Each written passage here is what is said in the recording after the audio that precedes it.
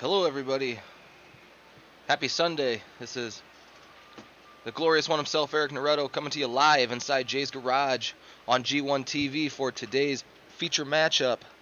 We are putting together a matchup between Cody Corrigan, local player of Pontiac, Illinois, and he's going to be taking on Trent Bree, who joins us from Lincoln, Illinois today. Before we get going, we definitely have some things that we need to talk about. First is we need to make sure we give a shout out to our sponsors. So if you're going to like what you see throughout tonight's event, make sure you give Baxter's Locksmithing Security Solutions a call. They're your one-stop security shop, a 24-hour service that deals with all types of things locksmithing and security related, from video surveillance all the way to cutting keys. And then if you need to get into your car, get into your house, or anything like that, they'll help you out with that as well. So if you need anything with them, go ahead and give them a call at 815-822-5653. Also have to give a shout out of Jeremy Marson of Marson's Home Improvements. Jeremy Marson's done a lot of work around the garage, and he has made it even more comfortable for people to come in and enjoy the matches that we give you. So he's a carpenter right here in Pontiac that does a lot of work, and he stands behind his work, and he's reasonable in his prices. So with that being said, if you want to give Jeremy Marson a call at 815-822-7517, he'll help you with anything carpenter related. Also have to give a shout out to Chris Wilder of Wilder Billiards. He's the reason why we have such fast felt. He comes in and he takes care of our table for us. So if you have any issues with your table, Chris does it all. He moves them, he takes them apart, he fixes them, he does everything. So you need any help with your pool table, give Chris Wilder a call at 309-261-2256. And last but not least, we are going to give a shout out to Jim Ettinger of Ettinger's Custom Cues.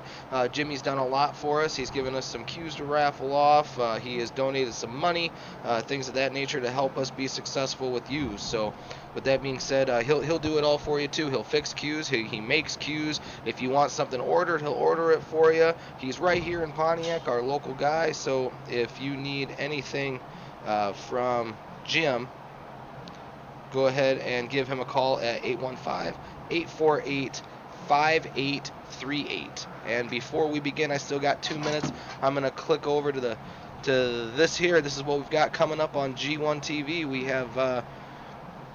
We have 3 feature matches coming up the next following Saturday that we need to talk quick about. The next match coming up on Saturday is one that you don't want to miss, between Hurricane Abe Shade from Peoria and the returning Dustin Wilgus from a 3-year hiatus of pool.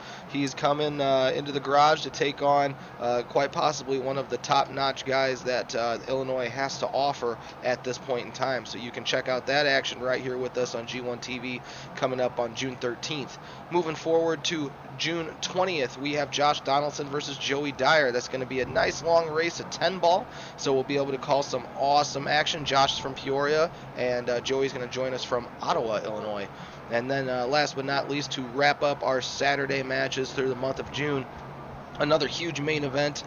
2 friends. They've battled a lot with each other throughout the years in the juniors. They're definitely old enough to play in other tournaments now. But Josh Franklin's going to take on Ryan Ponton. Josh is going to join us from Creve Coeur, Illinois, and Ryan Ponton's going to come to us from Bradley, Illinois. So those are going to be your feature matches that are going to show up right here on G1 TV starting next Saturday and working its way through the end of the month. So here we go.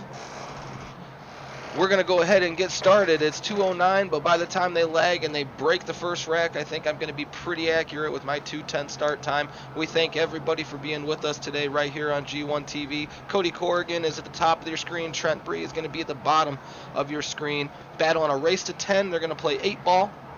They're going to have the ACS format is what they're going to use, and it looks like Cody is going to win the lag.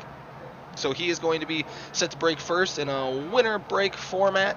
And it looks like they're going to allow the opponent to rack for each other. So it's a little on the friendlier side. Pool players know that we have we get competitive. We don't want to give bad racks or anything of that nature. So it looks like they're going to trust each other here. Tail of the tape that we can talk about. Cody's a local player. I have run the Pontiac Pool League now Holy shit! Next year will be my 11th year. Oh my god. But 11 years I've run this league, and Cody has played in it every year for 11 years. And Cody is, if I had to put a number on him, I would say he is a decent to a strong APA 5.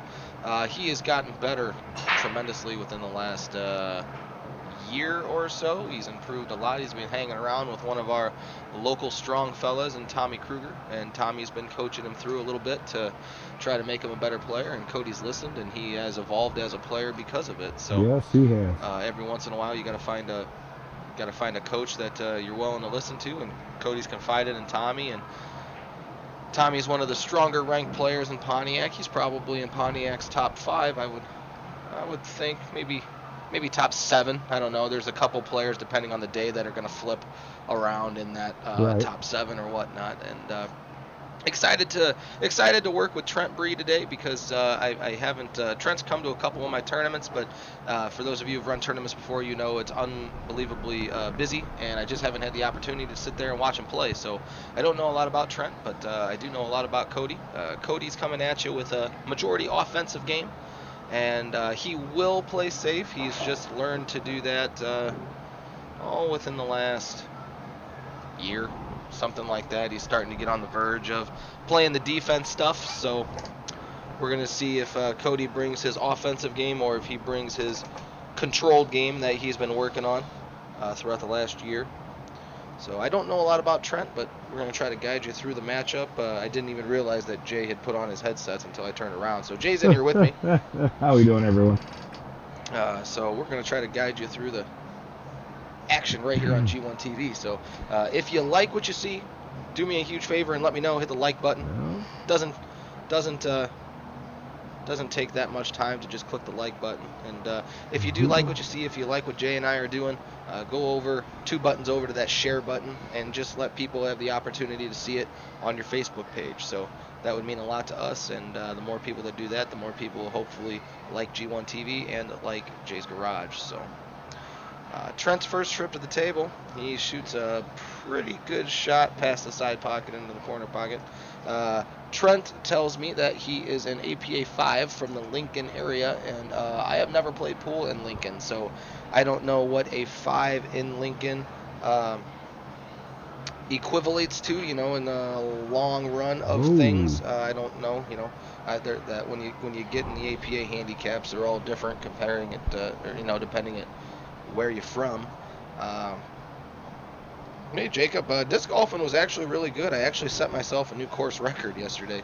I shot down 8 yesterday, so that was a pretty good deal. Threw the disc pretty well.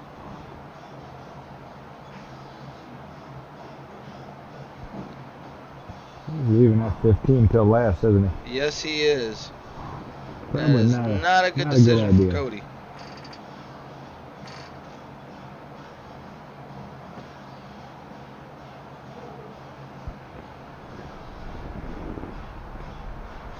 So the Cody from yesteryear compared to the Cody now would have already fired that bank shot. So you can already tell that he has evolved a lot in the fact that he is at least thinking before he pulls the trigger. Cody's game used to be very hit and miss. It used to be get down, fire, and then kind of complain afterwards. But Cody's evolved. I think he's gotten past the part of thinking it's supposed to go in to understanding that if the ball's going to go in, he has to put it in. So it's how some players get they get to that part where they think it's supposed to go in. It's almost a shot that's not missable, and then you start thinking about your delivery and things like that, and realize that straight in shot is very missable, all depending on how you hit it. So Trent's looking like he's going to shoot a combination. I would play the. I think I would have probably played the solid, 2. Nice. Yeah, I probably would have played the 2 ball first, just to roll down for a combination. But I don't know. That's me. He's got a shot on the 2 to potentially get a breakout if he likes it. So thanks for joining, everybody. A beautiful Sunday afternoon. a 2 p.m. matchup, so it's just a race to 10, so you guys will have plenty of opportunity to get out and enjoy the rest of the afternoon. I just saw Eric Bradshaw joined us. I got to give a shout-out to Eric. It is his birthday today.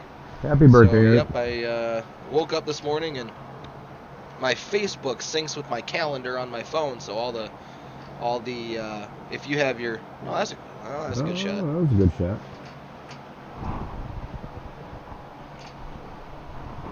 That was a pretty good shot.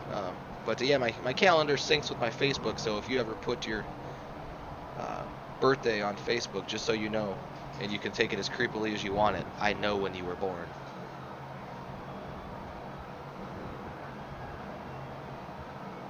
So it's a good breakout by Trent, but Trent still has a lot of work to do. He's got to find a way to get from point A to point B, and point A offensively is probably the 2 ball. Some people might actually just bank the 1 because you can control the cue ball if you're confident enough to bank the 1. I am not confident enough to bank the 1. I'm actually locking the 1 back up on Cody's stripe and just dealing with it later. Right. But Trent looks like he's gonna try to get it out of there and play a little bit of a safe. Yep. Slow down, ball. So he's left Cody a bank. And they have never played each other before, and Trent does not know that Cody is not afraid to fire this ball. No. No, he is not. The thing that I worry about with Cody right now is which game is he going to play? Like, he sees somebody playing safe, and where Cody's at in his career right now, you wonder if he is going to kind of follow suit with the opponent that he's playing. They've never met before until today. They've never played a match before. So Cody's thinking, and I've noticed when I've played a player that I don't know before, sometimes I'll start to follow suit. Like if someone initiates a safe game with me, I'll completely forget all offensive shots, and I'll start playing the safe, which is definitely a mental breakdown for a stronger player. Right. And you can't do that. You have to be able to still play your game while someone else is maybe playing a game that you don't associate with. So like that shot there, I think Cody, if Cody was playing someone that he knew, he would have fired at I think Cody would have banked the ball. He would have. Yep. Because the angle brought you to where you could shoot the 9 to the side. Yep. But because he's playing someone that he doesn't know, being a little more cautious. Yeah, he didn't want to roll that 8 ball. Trent made a nice shot, but unfortunately clipped the ball he didn't want to clip.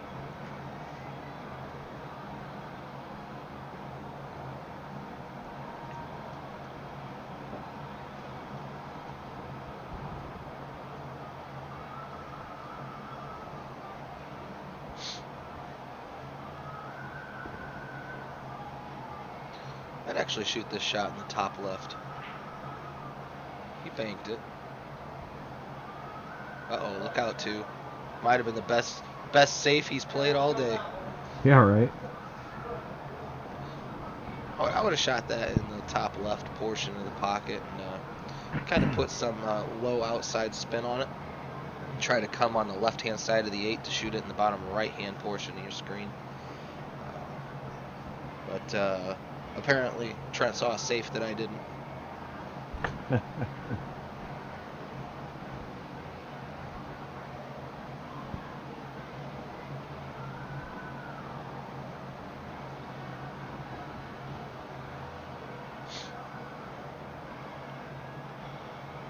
So Cody's really having to find a solution to his problem here. A shot that I see, I don't know if Cody sees. It's definitely a touch shot, but to play the 8 ball into the rail and actually lock Trent's 15 ball up, shoot it in front of the pocket there. But you got to lock it up. Cody's 15 ball. What's that? Cody's 15 ball. Cody stripes. Oh, that's right. Tell I'm tired. Cody is stripes. That's right. Well, yeah, no, that's where I was going with that. Oh, okay. Yeah, he's locking up the 8 ball, right. Not necessarily the 15 ball. He's locking up the 8 ball. Right. Yeah, that's where I was going with that.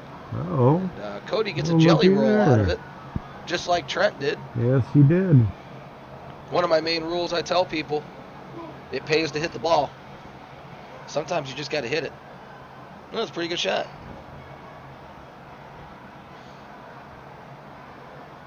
I'm always kind of protective of my local players because I've seen them play for so many years, and they don't really have the opportunity to just kind of get out of Pontiac very often. And bring in someone who travels. Trent does travel. He's traveled to some of my tournaments in the past. I always get kind of worried. I try to set up the most even matches as possible, and I don't condone robbery at all. But when I was setting this match up, Trent said, "Well, I am an APA 5," and it's like, well, that's all good and dandy, but Lincoln's different from Bloomington. Bloomington's different from Pontiac. So, I mean, you might be an APA 7 if Cody's an APA 5. So, looks so far so good. Maybe on the even side of things. So hopefully we give you a good matchup. Race to 10 Hill should take approximately about 3.5 hours. So we should be carrying on till between 5:30, 6 o'clock if it's the matchup that it's supposed to be.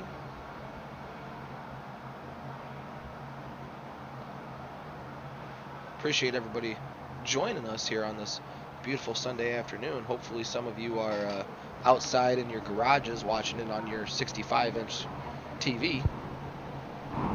We could be.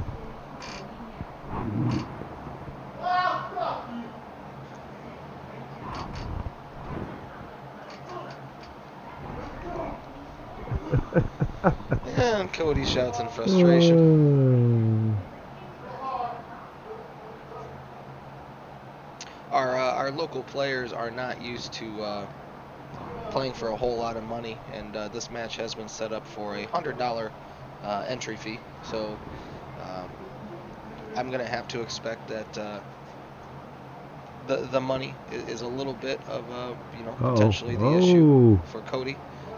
Just a lot of Pontiac players don't really play for high stakes. We're a close-knit community, and we kind of don't really gamble with each other as much as maybe some other areas would. We'll gamble $5, $10, $20, but to get up into 50s, to get up into hundreds, that kind of stuff, you just don't see a whole lot of that from Pontiac. So I'm sure Cody's played for 100 before, but you see he's looking at jacking up here. He doesn't realize all he's got to do is just cut the ball just a little bit. It's pretty well dead in the pocket. And I think he's trying to look at to play the ball in a corner. Yeah. He could just slow roll it and play it inside. Play right in the side with no problems.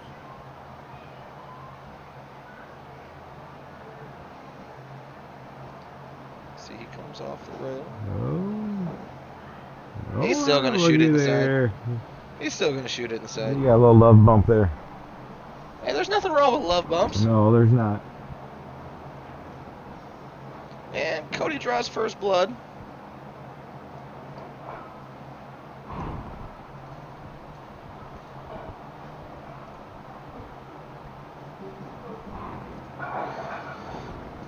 Some other feature matches. Let's see if I can go through my calendar and talk about some feature matches here that we have coming up.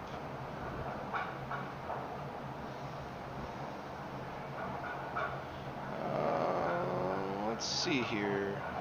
So coming up, looks like, let's see, I'm going to get some traveling players talking about here. Okay, so next week, today starts the week of June 7th through the 13th, and we actually do have a pretty good Friday, Saturday for you. Saturday, as we've said, we have Dustin Wilgus and Abe Shade playing, but the night before we actually have a pretty strong matchup. Ryan Ponton's going to come get some practice on the table, and he's going to take on Josh Donaldson, who's going to play the following Saturday. So we're going to have two players who are going to be playing two different matches coming up and playing each other first. So that'll be a good matchup. If I had to guess, Ponton and Donaldson are probably playing 10 ball, I would think. They could be playing 9 ball, but I feel like 10 ball is probably the game that they're playing. I'll have to revisit that with them. Right. And then let's see here.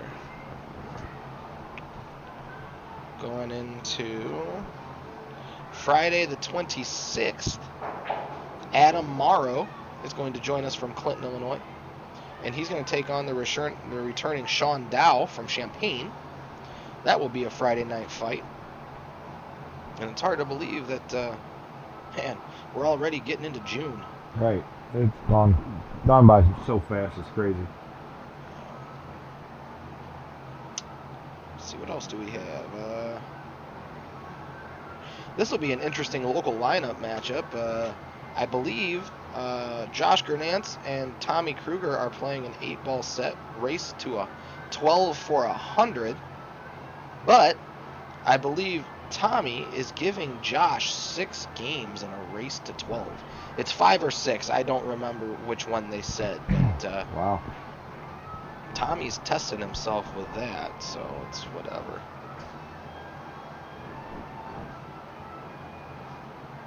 So we're gonna see how that goes. That is again, that is Wednesday the 17th. Josh is gonna try his luck. So Wednesday the 10th, we have a local lineup match, Scotch doubles action. 4 friends going at it, playing 50 ahead. Joey Wheat and Jason Ferris are going to take on Danny Griggs and Jeremy Woodward. That would actually be a pretty fair matchup, really. Will It's be. a pretty good matchup. And, yes, it is. Tomorrow night right here on G1 TV is Brian Jason's going to come to us from Minunk, and he is going to take on Tony Simpson from Streeter in some 10-ball action. So we got a plethora of rotation games. As you know, 8-ball is kind of the known game, period. Like, you know, there are areas where you play 9-ball more than 8-ball, but when you think about pool, you know, the most associated game when it comes to bars and the game of pool, period, is 8-ball. Yep. You know, it gets kind of boring though, calling 8-ball all the time. So, hey, Brett, it's nice to have a change up. Yeah, it's nice to. We're really trying to work on the rotation a little bit, trying to get some rotation matches in here, because rotation matchups, they're a lot funner to call, just because the amount of cue ball control that it takes to run out a 9-ball or a 10-ball rack, that the safeties are different. It's just better action, I think. 8-ball is kind of a, I don't want to say more of a known, I guess. You kind of just figure out what you're going to do. But 8-ball is also harder to call because there's so many options. You know, 9-ball, you're only going from the 1 to the 2, right? So on and so forth. Cody tries to slip the 2 past the 11. Doesn't fit in there. No, it doesn't go. Not on this table, it won't. No, sir.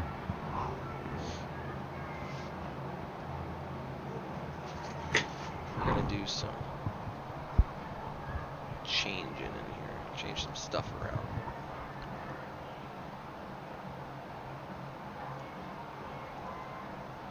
I think I am going to change the hometowns to black just because.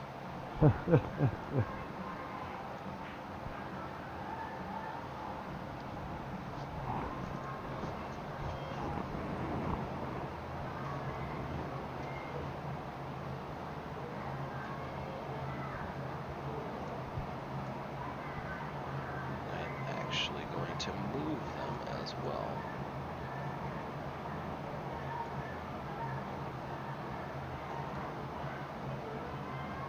Move them up top. No, maybe not. Nope, doesn't look like we're going to move them up top. Hey, Bobby. I'm surprised you didn't come with. Aren't you guys like road dogs? I'm pretty sure they travel a lot together.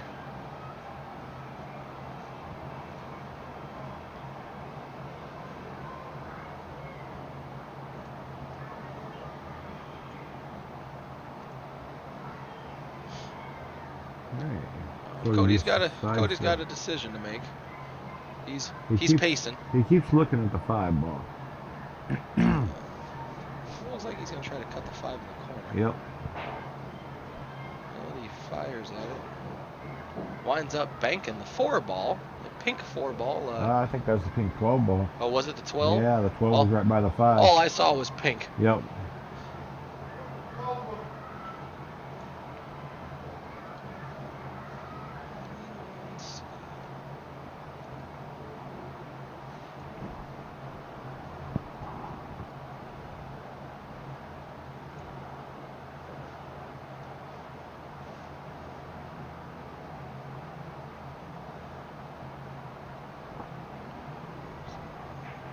Trent does go after the bank, makes a really nice shot, banks the 9 ball.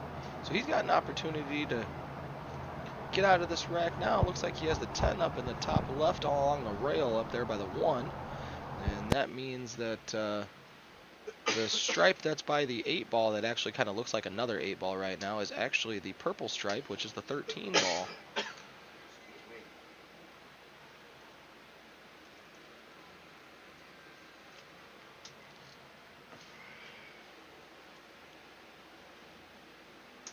So depending on how hard he hits this, that high English might take. Got to look out for that. Yeah, high English took. There you go. Good shot.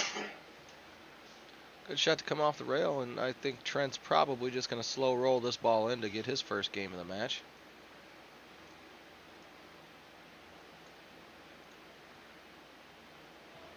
Well, he's got to hit it harder than that. Uh-oh. I think that's the first time someone's actually hit a ball too soft on this table, yeah. Yeah, this table's awfully quick, so I really want you guys to understand just how soft Trent actually hit it, because this table rolls and rolls and rolls, so he hit that baby soft. Cody's looking like he's going to go after the 1, which gives him a chance to get up for the 4 ball, but I'm sorry, the purple 5 ball. These are the black balls, so the 5 ball is purple. But he almost has to, if he needs to shoot the 1, and he almost has to make the 13 ball at the same time. Yes, he does. Which is very possible. I don't know how many times I've scratched on this shot in the past, so. But he stays backwards. One thing for Cody's game that I think I'm starting to notice is he saves that problem ball till last.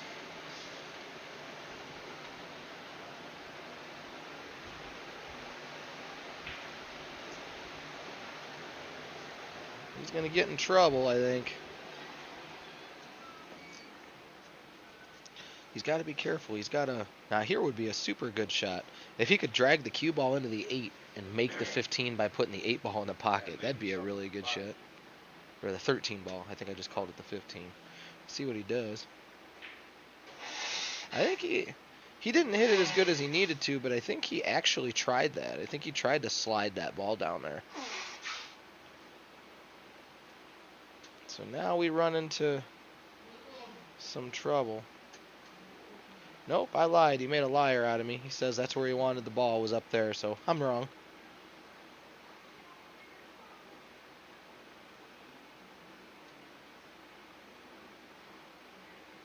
Let's see what he decides to do now. This is it's not a super hard safe. You just got to hit the 5 ball pretty good. You make you slide the 5 ball into the 13 ball, and you kind of park the 5 in front of the 8 and bring the cue ball back down table to where you're almost straight in on the 8. So Trent would have a decision that he'd have to make there. So. Uh-oh, he left the door open.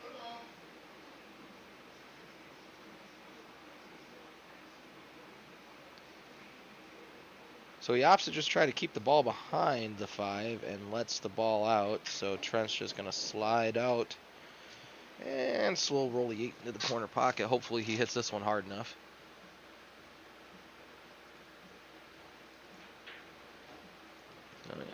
Trent gets game number 2 to go up 1. So the score's tied at 1. In this race to 10 on this beautiful Sunday afternoon.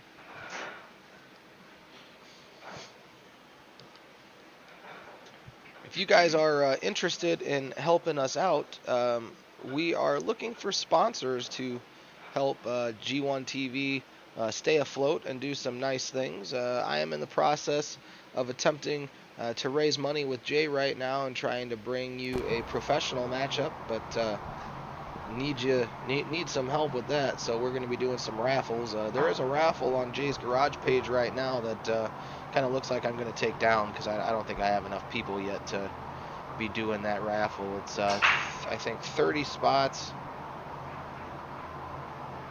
Actually, it might be 60 spots. 60 spots at $25 a piece to win a beautiful $1,500 Jacoby.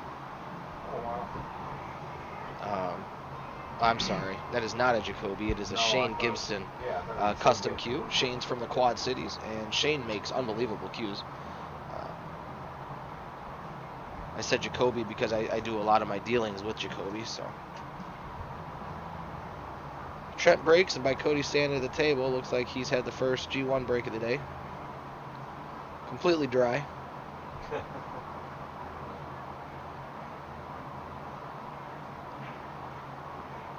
Cody decides that he likes stripes and runs himself to where he does not have a lot of stripes to shoot at. Cody throws his hands up in the air. That shot there, I think I would have gone after the ball is that he's up there with. Is that the 15 ball? That would have come through the rails and gotten up to the 15. Cody's kind of stuck in no man's land right now. Those ugly spots on the table where you just don't seem to have a shot on absolutely anything.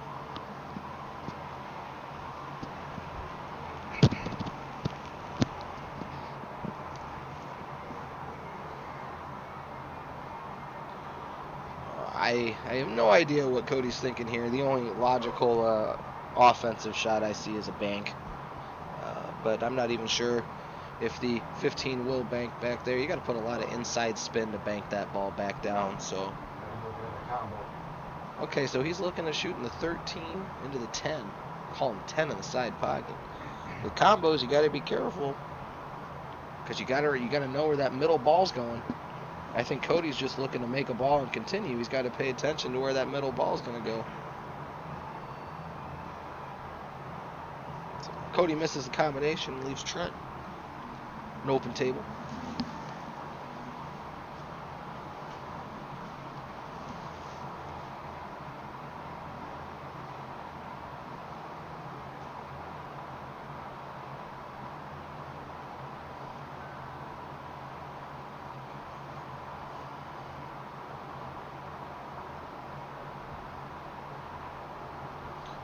Trent starts with the 3 ball.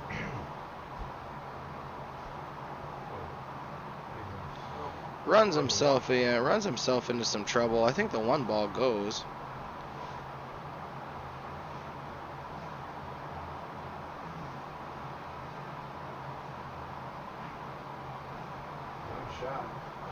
Good shot to go by the 15. Come to enter the center of the table, but he stuck himself on his 4 ball.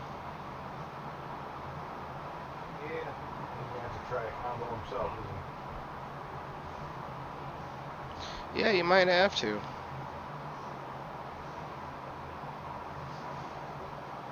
Yeah, you just called the 7 in the corner pocket.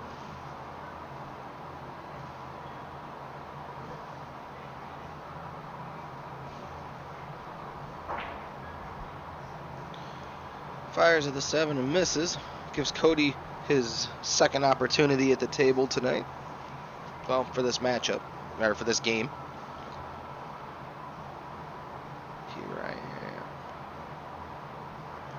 Got the Scorpions out there playing. I don't think you guys can hear that, but they're listening to some 80s. So Cody's looking to go for the 14. Fires through the 13 ball. It sits in the pocket, so he still has to make that ball. At that point, you want that to be made.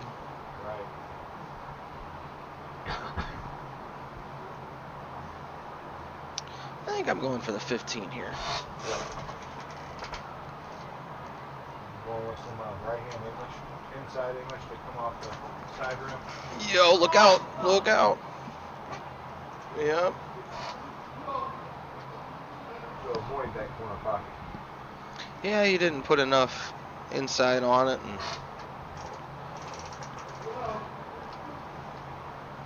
I might have put a little bit more high on it too. I want to hit about the diamond before the side pocket if I'm going to play that shot.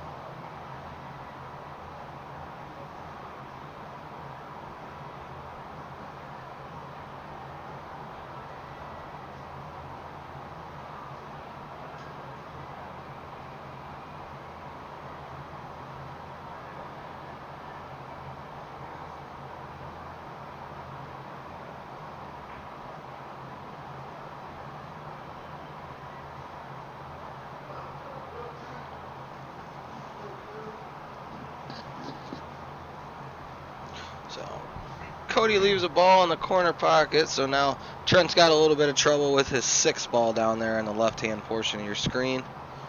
So he's got a little bit of work to do to try to get around and get that ball out of there. And Cody's 11 is kind of blocking his football from the side. Yeah, Trent's in a bad way for this game.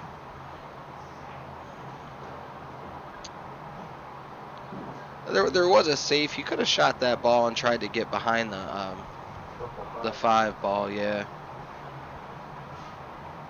But I mean, that's not really a progressive move. It's just, I mean, I guess it is. If you got ball in hand, you could go after the 6 somewhere. Could have shot this 6 through the 13 maybe, or in the top side pocket to leave for the 4 ball in the corner pocket.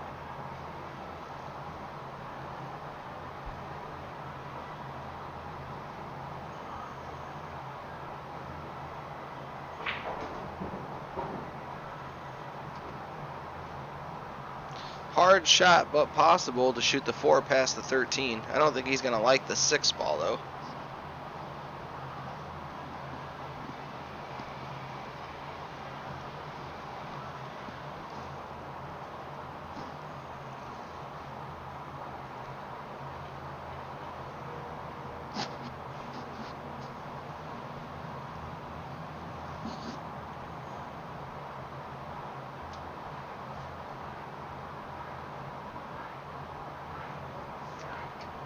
Calls a safety.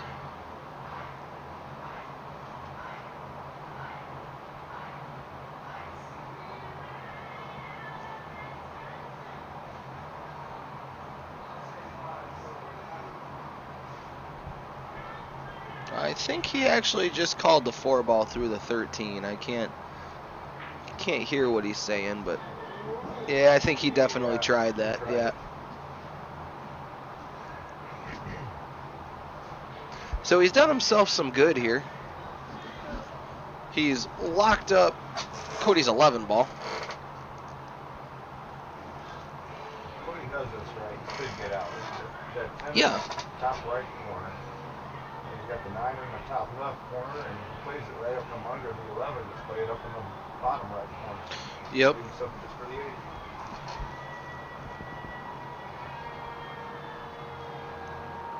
Now me, depending on the moment, I agree with shooting the 10 in the top right. Depending on how well I'm playing, though, I might slice the 10 in the side too. Right. The- Brings the cue ball back down. To the Yeah, 9. it brings it closer to the 9. Yeah. Right.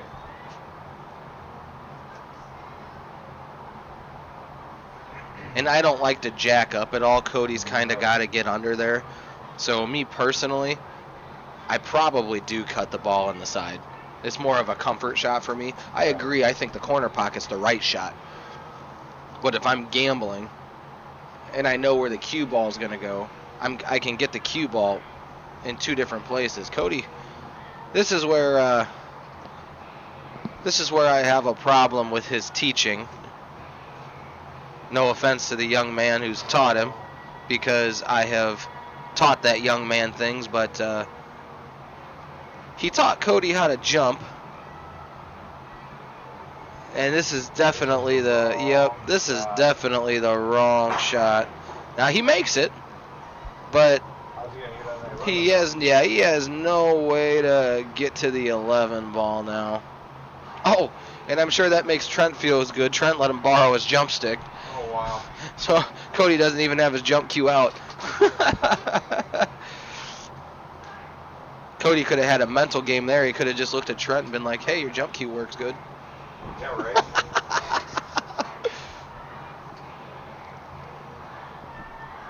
So Cody just chose to make a ball, which it didn't. It gave a huge advantage to Trent here now. Yes, it did. So now, yeah, Cody now has to go for a bank shot.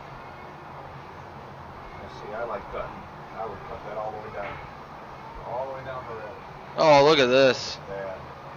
That's robbery right there. That's robbery. And a jelly roll for Cody. Yeah,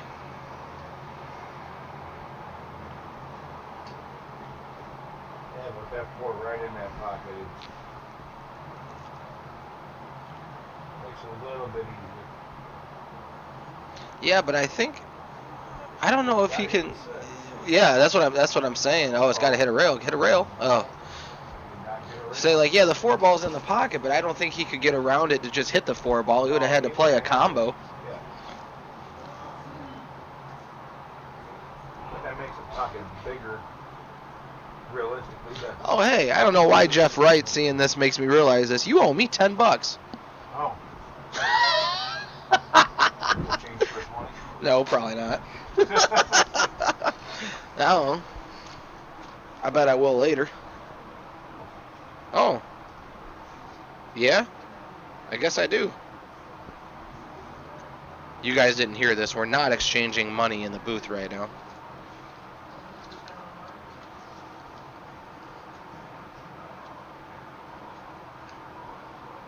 Cool. Thank you, bet again. Yeah, well. I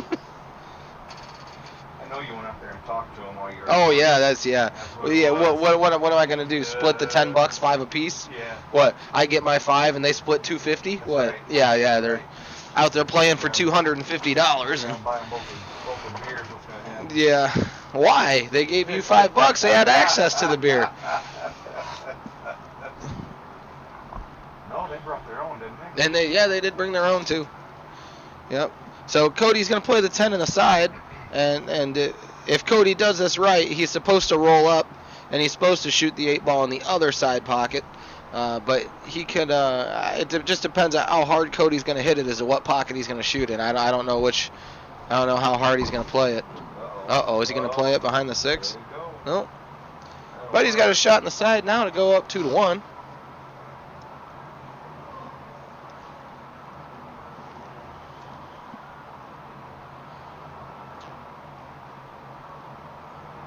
Let's see if he can make it.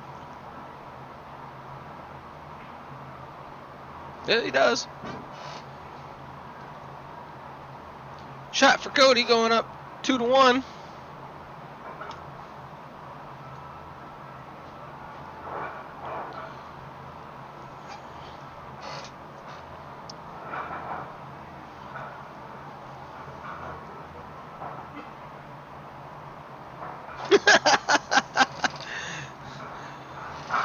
Michael McDaniel says that he agrees Trent's cue doesn't jump bad.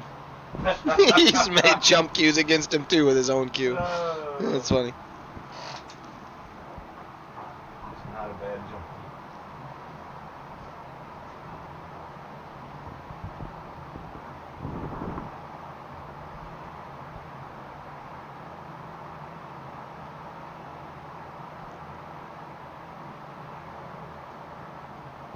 I'm kind of glad to see the winter break format in this one. Yeah, There's been a lot of them too. I mean, there has been a lot of winter break matches here. Yeah, I don't like. it was all alternate. Yeah, well, I mean, you know, no, I mean, unfortunately in pool, people are afraid that they're going to get blown out of the water. Right. You know, I mean, when the old school route, when you gambled, was winter break. You know, and now in 2020, where everybody tries to get even with people, you know, back in the day, if you weren't good, you didn't talk crap. You just you're just quiet. Now you got people walking up to people asking you to play a race to 20 for $400 and then ask you for 4 games on the wire at the same time. I know where that dig's going to. Yeah, whatever. Like, aye. Oh, shit. I thought about unblocking him the other day. Oh, look at this bump.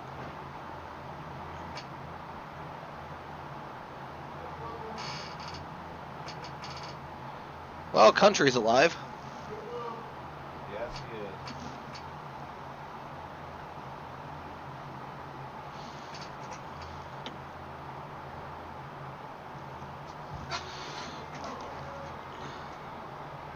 So Cody's looking at a kick shot. Yeah, I think winter break's nice, but I mean, I think it really depends at who's playing. Like, Right. for a for someone who is promoting the game, even though as a pool player I love to see winter break, from a promotion aspect we love to see alternate break Right. because it makes the game go longer. Good try by Cody, trying to kick it in there and break out some balls in the process, but he leaves Trent with stripes now, and Trent's got a good starter ball with the 15 to go up to the 11.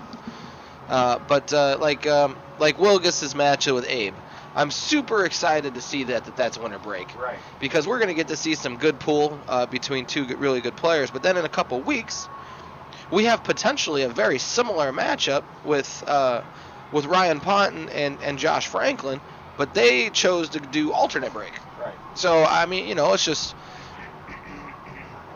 nice shot, Trent. That's a good shot. So, I mean, I think it also depends, too. Do we have tournament players gambling, or do we have gamblers gambling? True. That's, I mean. And there are some times, too, I don't gamble a whole lot myself. But when I do, there's a phrase that I made a long time ago, and it sounds very very self-centered, very cocky, but I told someone once, I don't gamble, I win. And that's because, I mean, some people I think also call this as being a nit or something like that. Like, I don't, if someone walks up to you and says, hey, I'll give you, oh, good try. Tried to cut the 4 in a corner. He committed a foul. Like, if someone walks up to me and says, Eric, I'll give you 3 games in a race to 20, and we'll play for 500. Okay. So my first question is, that phrase that I just told you, I don't gamble, I win, kicks into my head. And my reply to that, honestly, I just don't like to play for a lot of money anyway, is, okay, so what are you really going to give me? And when they look at you and they're like, what do you mean? I just told you what I'd give you. My reply is, no, you just told me what you could give me and still win. It's not a gamble for you. You willingly gave that up to me, which means you still feel you have an edge against me. So with that being said, I'll take 6 games to 20 for 500. And then they call me a nit. They're like, oh man, you don't want to play, blah blah blah blah blah. It's like, I am one of those people where, yeah, I'll play anybody in the world as long as the match is fair. Right. So it's just my own mental part, if and I've done that sometimes too. I mean, I'm not gonna walk up and like Jay here. If I walked up to Jay and I wanted to play Jay, I'd look at Jay. I said, Jay, in a race to 20, I'll give you 5 games. I expect Jay's response to be, no, I'll take 10. Yep. I expect that. Like, and some other players don't think that they expect that. Like, you just don't want to give your money away to other people. No, sir. So that's where the winter break and the alternate break comes in. Maybe maybe the only spot that a stronger player needs to give the weaker player is the break every other rack. Right. So I mean, it just really depends. Back in the action, I believe Cody tries a interesting combination in the side and winds up sending the cue ball around the world of scratches in the corner pocket.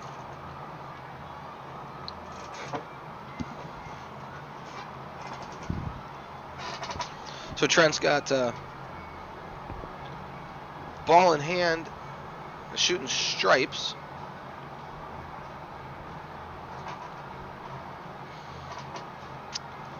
This one here, I'm starting with the 13 ball. Yeah. I'm going to the 13 to the 15 to the 11. 11, and then just come right back out. to Yep, the 8. I think the 13's too close to the 8 ball. I don't like leaving that ball till last. Makes you do some stuff with the cue ball if you get bad. Like this. Yeah. Like if he would have shot the 13 first, he could just draw back and shoot the 8. Right. But now with the 1 ball there, he's got an interesting window, so he's going to have to do something with the cue ball to get shape on the 8.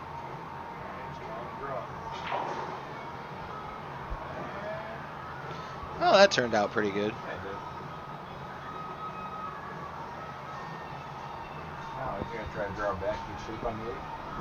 I think he's got an angle, so I don't know if he'd do that or not. I go forward with this ball. Too. Go off the 2 rails. I don't even think that. Or you want to go top inside. I think I'm going to put a little bit of inside on it and just go to the head rail. Right. I can't tell how much angle he's got on it, but Trent's drawing the ball. Yeah, look out 5. Wow. Look out 5. Yeah, I would have definitely gone forward. Seeing how the cue ball reacted, Right. I would have gone forward with that, yeah.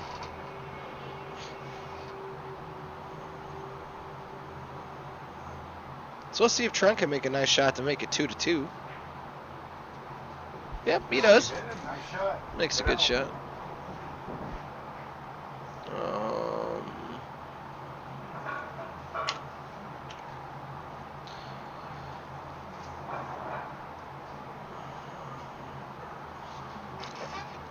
Thanks for the people who have chose to spend their Sunday with us. The score is 2-2.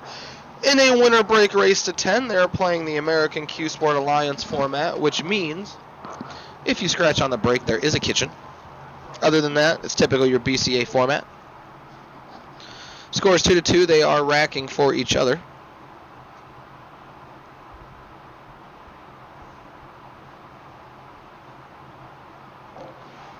So here we go, rack number 5. Scores 2-2.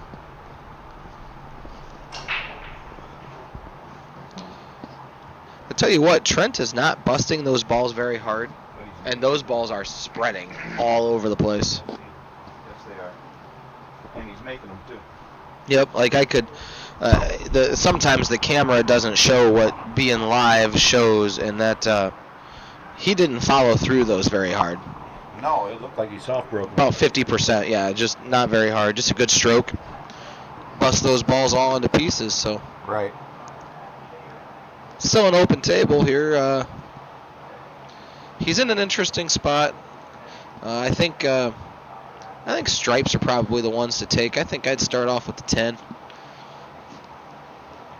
You could, if you can get to the 15 ball to shoot it in the top side pocket, you have a really good potential to get a run out here. So yeah, he actually rolls too far. I wouldn't shoot it now. Now he's in a little bit of trouble now. Now you got to run into the stripes. And if you roll past, there's a chance that you run into trouble. You could, well, if you hit it really good and you just miss the 13, I think the 13 and the 12 both go in the corner pocket. I think so. It looks like it.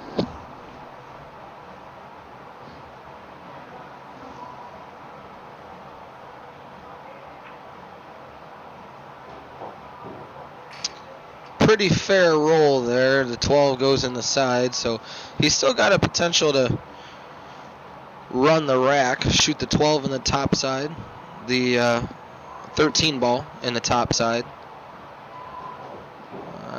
He's out of line again now. Now I almost go to the 11 here. Donnie couldn't make it, Josh. Sean Dow from Champaign came in to play Tony, and Tony won that match 15-5.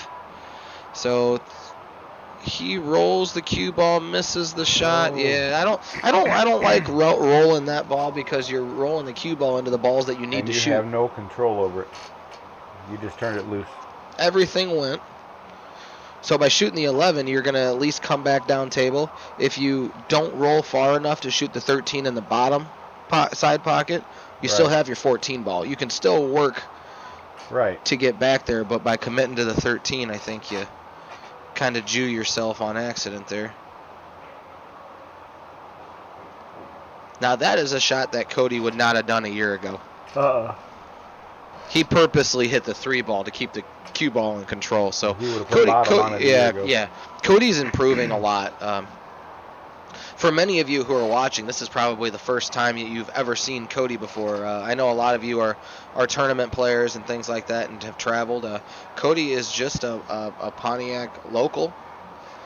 He has traveled to some Friday night tournaments in the Peoria area, in Godley. But he overall just kind of stays in town. So that's another good shot that he would have not shot a year ago. So he's working on controlling the cue ball. I wonder if he shoots the 5 off the 13 or not. That'd be interesting. Because I think it goes. Go. Yeah, I think it goes. I wonder if he sees that or not.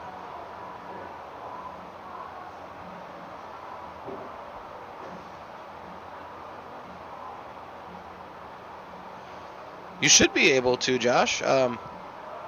If you go to the share button, let's see. If you click the share button, is like when I do it, it says start a watch party, but then underneath it, if you go down to share now, it'll be in parentheses. It'll say public, and then if you just go down underneath that, they'll say share now, share to your story now, and then underneath that again, it'll say share with 3 dots.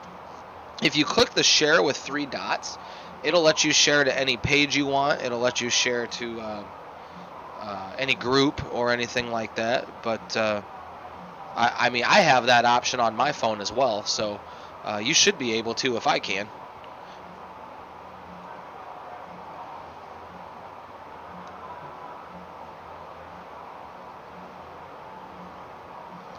So Cody has moved the 5 ball. Slow down.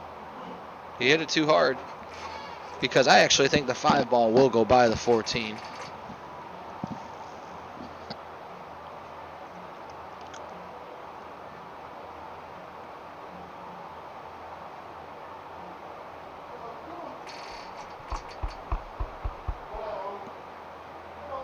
It doesn't go on the side, does it? No, it doesn't go on the side, but I think it does go in the corner. Yeah. Well, I think he was planning to shoot it in the corner.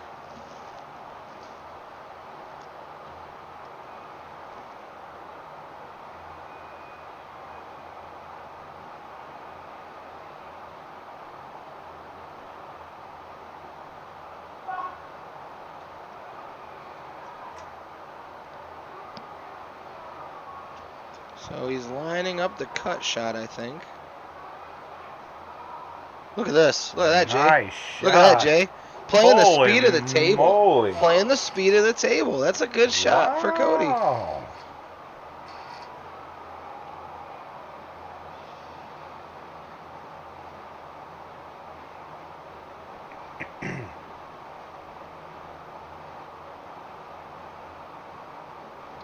Cody looking to take his time, hopefully, and put the 8 in the corner. And Atta it boy. did. Yeah. Goes up I'm 3-2. proud of Cody. That's a good out here.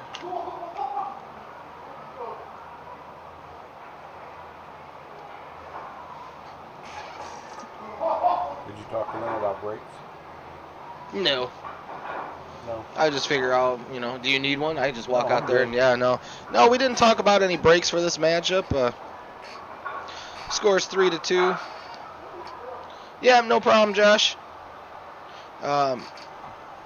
Scores 3-2. I figure maybe we'll take a 5-minute break when one of them gets to 5. Okay, that works.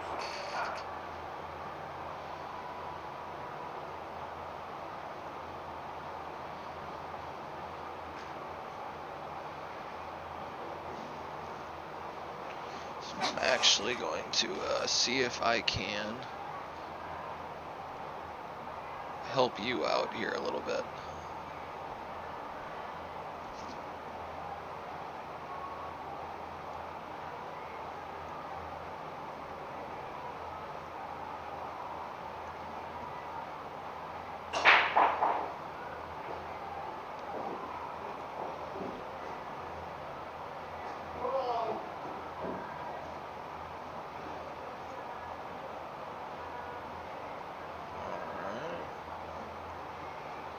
Why will that not go over there? I don't know. There it goes.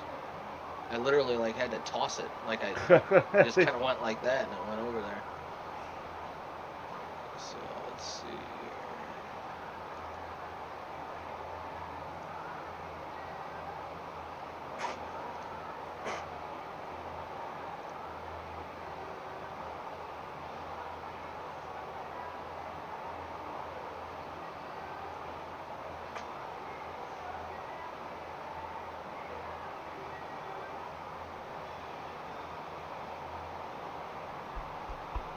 Well, looky there.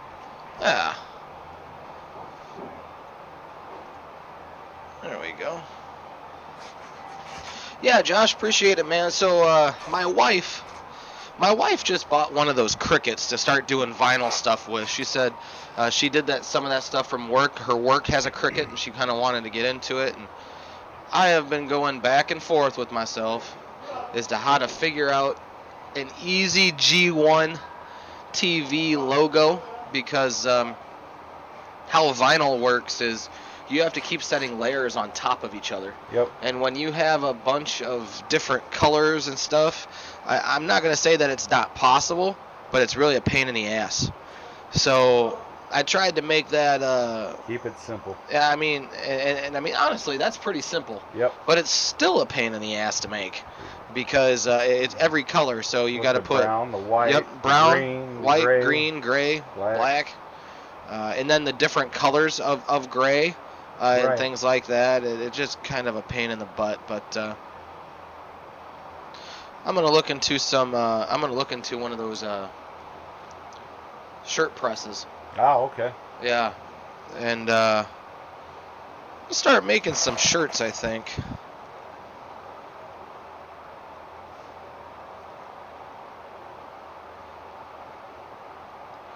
Yeah, I honestly rattles it. That's our first rattle, I think. You can't fire it in with bottom on these tables. Tried to draw it in there. If you're gonna draw it in, if you're gonna fire it in there with draw, you better make sure you don't hit the pocket. Right. Because if you hit any part of the pocket, it ain't going. You got to hit it square. Yep. The logo's been really difficult for me because the logo that I created first, I took a lot of time on. And I thoroughly liked that logo, and I still do. I don't mind this logo up here. I think it's kind of interesting. I think it fits the brand well, since it's G1 TV. Right. But I'm still trying to rattle through my head something that I can create that will still have the G1 TV moniker, but we have to find a way to keep it billiards related. So when people look at the logo, they realize we're talking about pool. Otherwise, they don't know what G1 TV is. Right. There's nothing about pool in the initials G1 TV. That's why I put billiards television underneath it in that logo. So I'm going to keep working. I'm going to try to find one that is vinyl makeable. But I have quotes, designs, and things like that are all ready to go on shirts for my G1 line.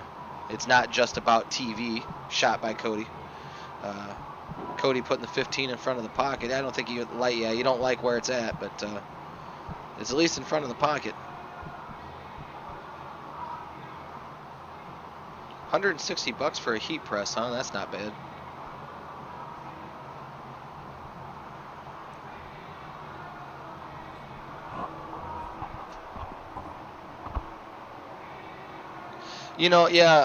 Bobby, they are when you just look at them at first, but they're really not bad. Here's what you got to remember: the 4 ball's pink, the 5 ball's purple. The pink 12 ball is the 12 ball, and the purple stripe is the 13 ball. The rest of them, you can see the ball in the top left is the 15 ball. The bottom and the bottom right, or the ball in the bottom right is the 11 ball.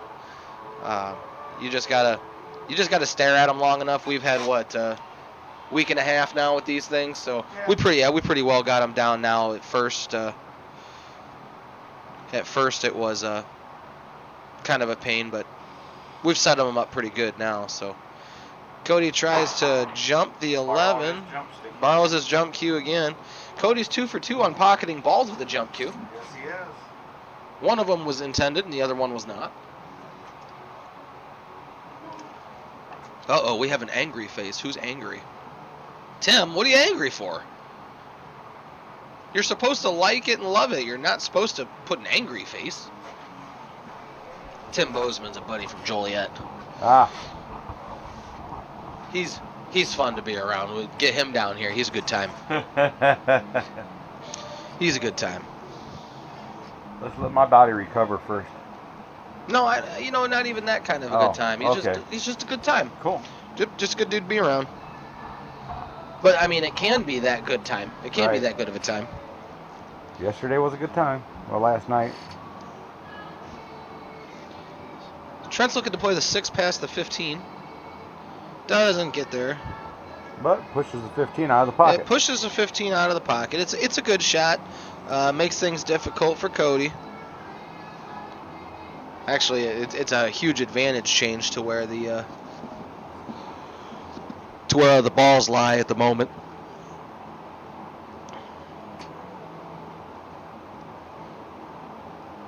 So I think Cody probably goes for the 11 in the corner, but I think I might elect to just put the 11 in front of the 3.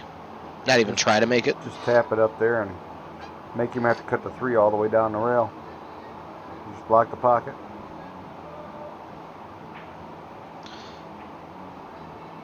Josh, I wish, man. I can't figure it out. There has to be a way. I mean, and maybe there's not. It's a streaming system, so it's not like an instant replay system or anything like that. But I've been looking for videos on it. I've been messing with it, and I wish I could, because I mean, you know me. I'm an instructor. I'd have a stylus on the screen all the time, or playing with my mouse or something like that. But I haven't yet. But rest assured, where there's a will, there's a way, and you know me, I will find a way. If I gotta buy something to do it, I will. Like I think they have like a tablet, like a graphic tablet that can hook up to your computer, to where you can set it on there and you can draw around. But it almost makes me wonder if that big touch screen. Yeah, but I can't find the piece that enables it. Right. You got to find an enabling thing. Right. Unless if it's just another program, like a program that's like a glass program that just go over everything and you can just draw and erase. And yeah, I know. John Madden was all about that stuff. We don't have ESPN money. Yeah, but ESPN, I don't even think does things good anymore. So if they can do it, we can do it. Uh-oh. Look out, A-ball. Oh, man. I don't know if I'd have gone for that or not. I think I might have tried to cut it in the other pocket. I don't know.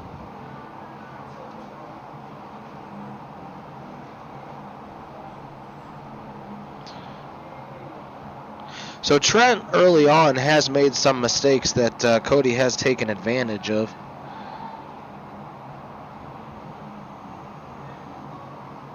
All right, Josh, buddy, pal. Look, I'll look into it even more, okay? All right?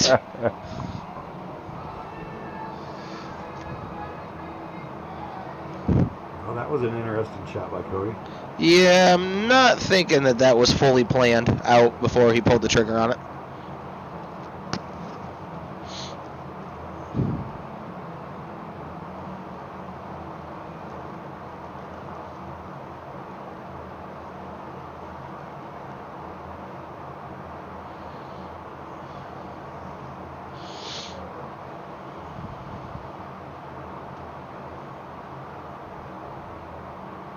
All I see is a safety. That's all I see. Yeah, I mean, I think he's going to play the bank, but I'm just trying to put the cue ball back in the bottom right-hand corner. Well, I think Cody did too.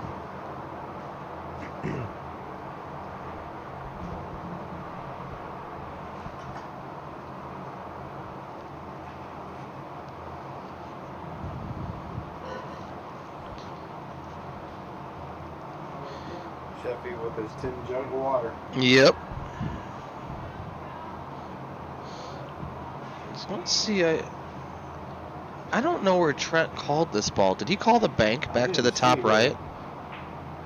No, he did try and cut it. Uh-oh. No. Look out, cue ball.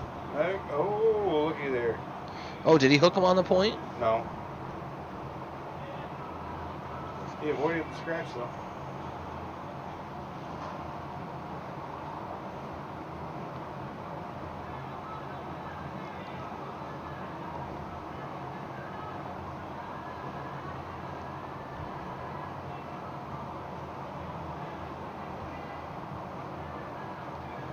So this is about a medium stroke, but it's a roll shot. He shouldn't have to fire at it.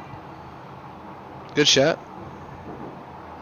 Now he's got natural angle. He's freaking out. You want a little bit of an angle, yeah, Cody. he needs to put a little bit of outside English on this. Yep.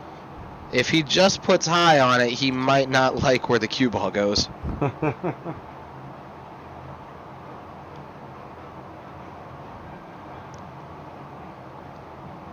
Uh-oh. Oh, you missed the... Oh! He got... Oh, my gosh. Wow. Wow. Oh, boy. Holy moly. Man, I wish I had instant replay for that one, Josh. No Holy smokes. Here we all thinking that he's just going to cut it, but he's playing safe. Oh, and now Trent plays the safe, double kiss safe.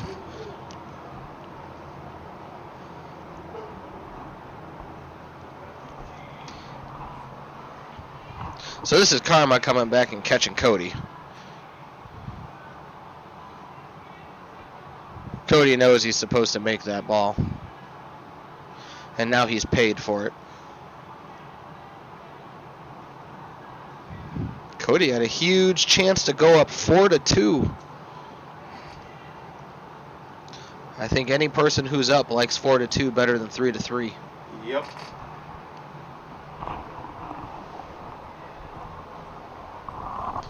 So Cody's taking his time to set up a kick shot.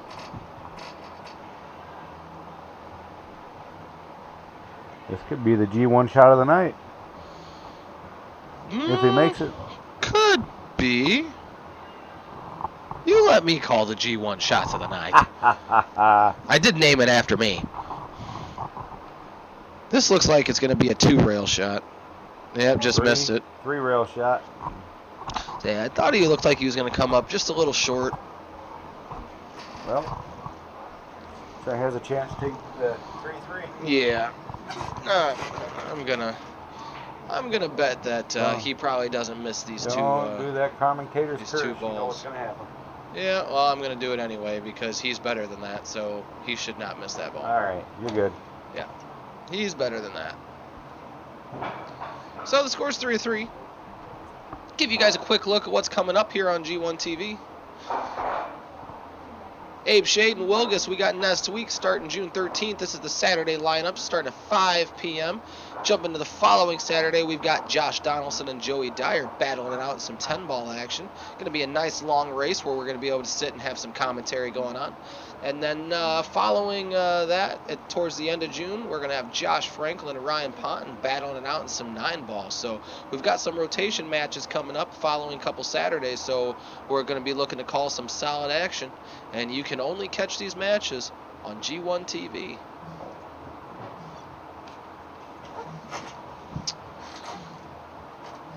One of these days, I'm actually going to get a Twitter account so that hashtag will mean something. Yeah, right. I've got the Instagram account, but I keep forgetting to use it. You and me both.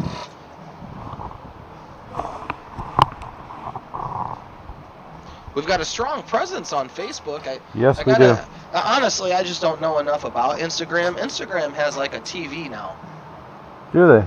Well, they like. But they only let you do like 1-minute streams, don't they? No, not anymore. Oh. So that's what it used to be. Because I used to do like videos on my personal one of me like doing drills and stuff like that, and it would only let me do a minute of it. So if I had a 10-minute video, I'd have to crop it and only make it a minute long.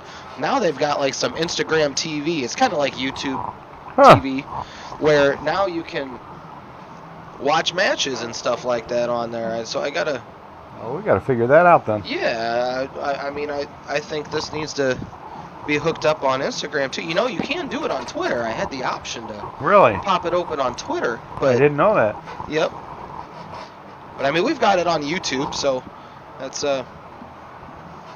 always a good thing. YouTube. A lot of people don't go to watch it, but I mean, if any of you are watching at home right now and you have Facebook Live hooked up to your television, switch to YouTube. You won't be able to see the comments and stuff of the people who we're talking to, but I hear that the screen is much better on YouTube. You can distinguish the balls much better on YouTube. It's just an overall better product on YouTube than it is to Facebook Live. So if you have it hooked up to your TV, try converting to YouTube. Go to YouTube and search G1 Billiards, all one word. The G and the B are both capitalized. And then the second word is television. And make sure when you do that, you hit the subscribe button so I know you were there. Uh-oh, Cody scratches.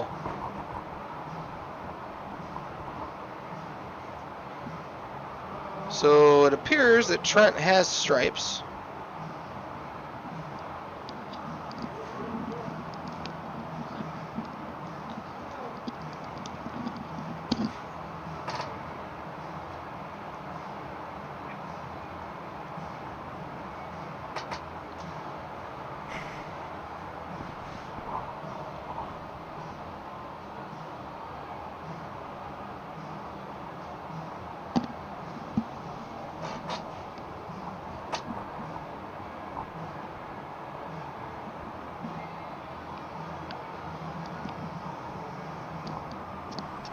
Alright, so where's Trent going to start off on these stripes? I have no idea.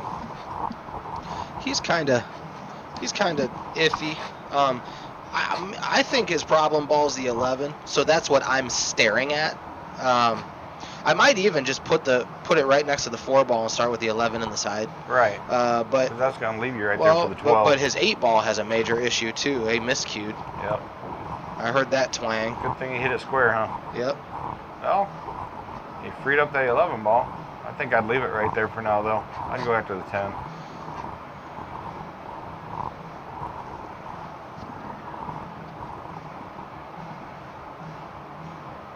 And he is. He's going to be careful putting top on this, though. Yeah, you got to put some. Oh, he hit that. Wow. He hit that about just below center. Right. And he hit it slow enough to where the forward roll just kind of moved just a little bit, but he still put himself in a bad spot. I think I would have gone the 11 in the side, and then I would have played the 13. And then whatever ball he miscued on that was up at the top. That was a 12. Okay, so I'd have shot the 12, and that's where I would have went into the 8 ball. I would have just pushed the 8 ball out a little bit to where it goes in your top left. And the cue ball would have been in a good position there to where the 9 would go in the side. Right. And the 11 would go on the bottom left, and I could shoot the 8 in the top left.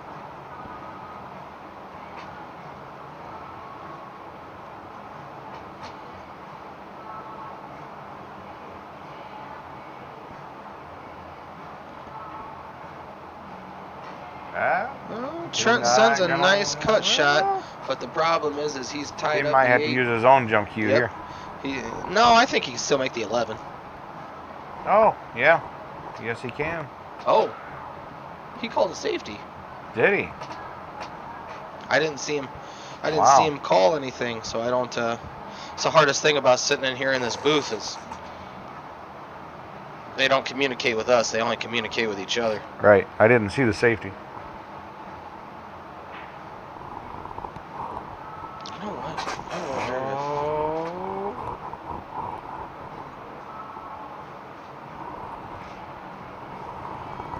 That's what I thought.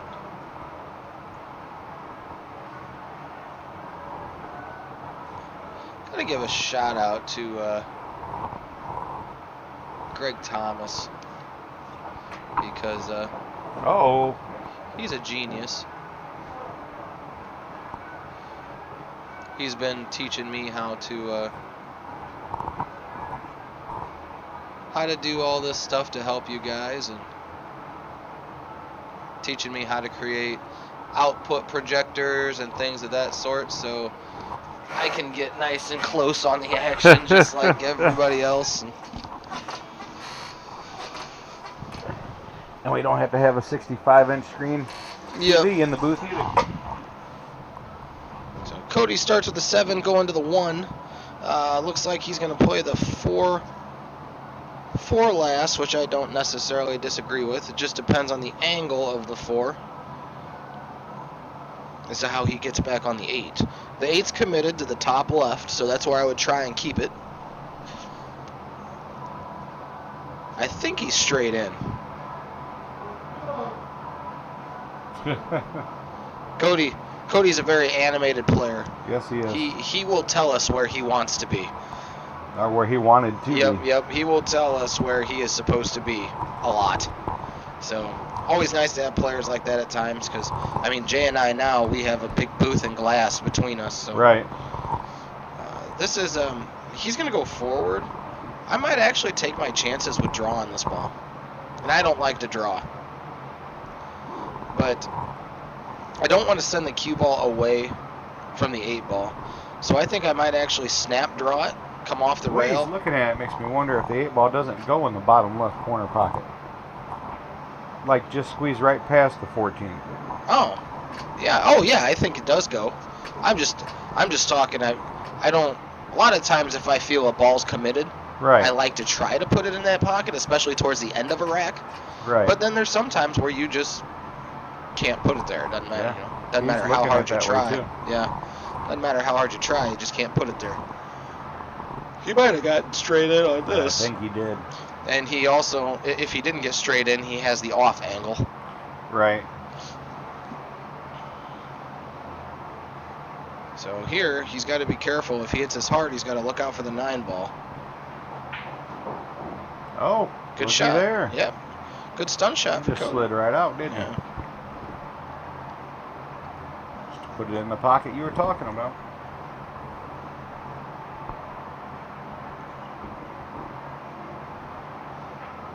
These guys are definitely going back and forth. Yep. Nobody's running away with this one. They sure are. You're right. Not yet, anyway. Yeah, right. You never know, but Cody goes up 4-3. I don't think either player has had a 2-game swing yet. No. Potential for the 2-game swing, but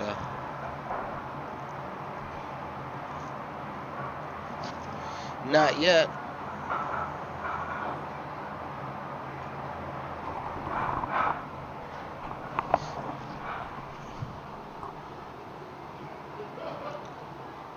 So getting ready to play rack number 8. Cody's leading Trent 4-3.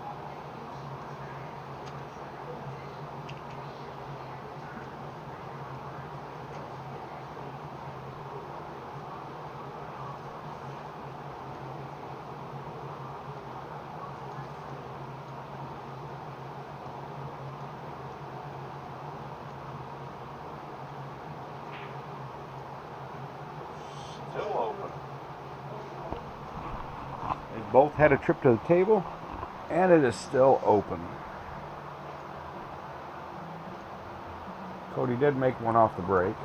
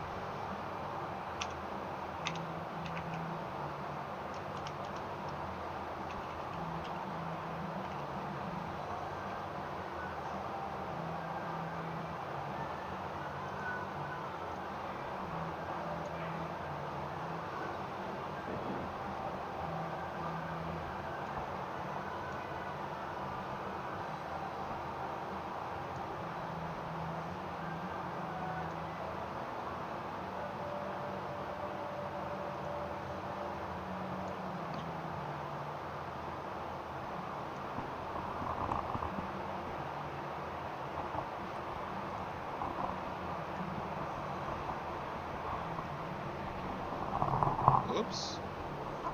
Sorry, folks. There There we you go. That was interesting. Yep.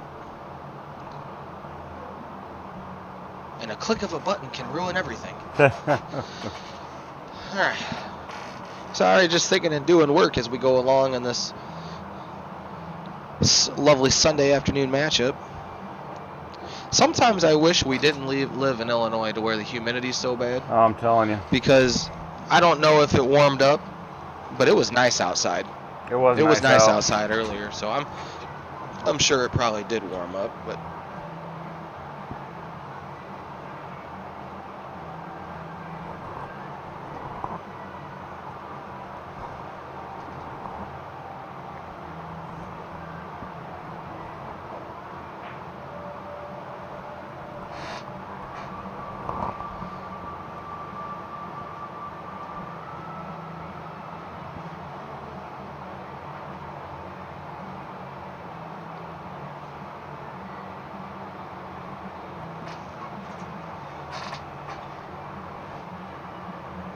alright, back at the action now.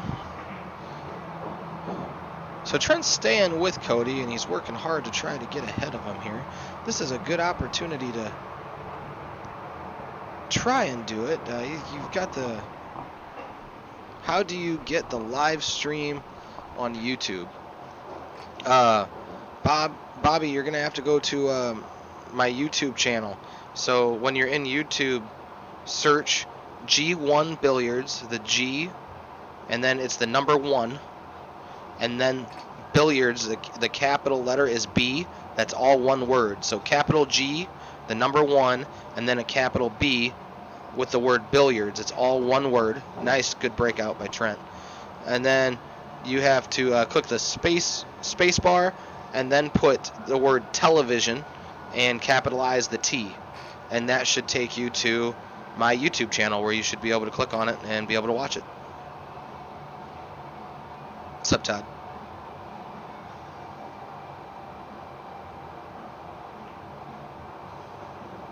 Uh-oh, look out. It's got to get by it. That's a hell of a shot. Wow. So I'm shooting this right into the left side of the pocket, rolling forward and bumping into the 12 ball. Uh-oh. Bump. Oh, he's not going to like that.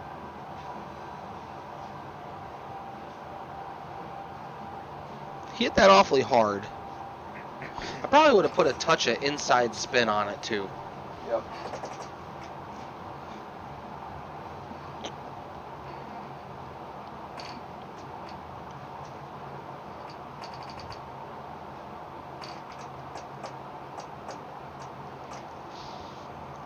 No problem, bud. Hope you found it.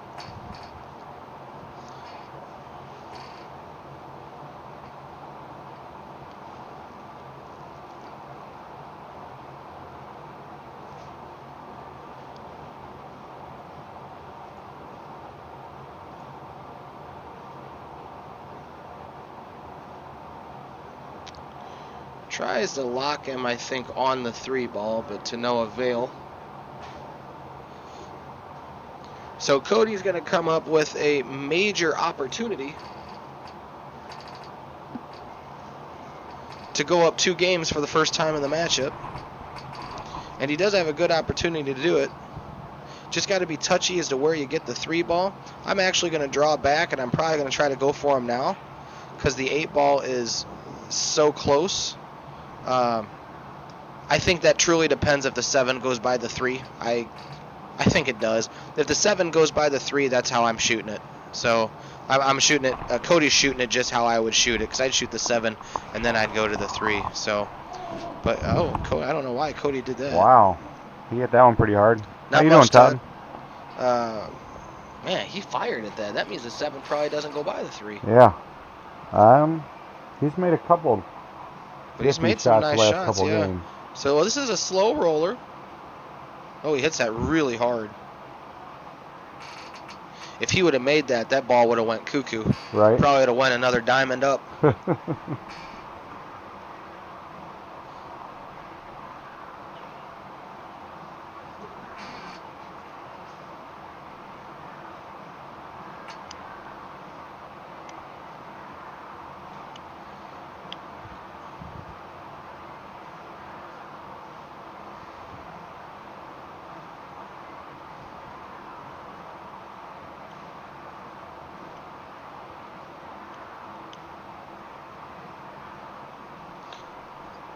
Trent looking to bank it, and he drills it. Oh, yeah, he drills drills it. no, yeah, there it goes. Oh, come on. We knew that was going in. We've seen that a time or two, though, haven't we? Yeah, we have. So, unfortunately for Cody, he just kind of gave that game away. Yep. I think they're about to take a break. Are they? That's what they were talking about a minute ago. Okay. Yep, they are. All right. So, I think we're all going to take a break. I think we are, too. Score is 4-4.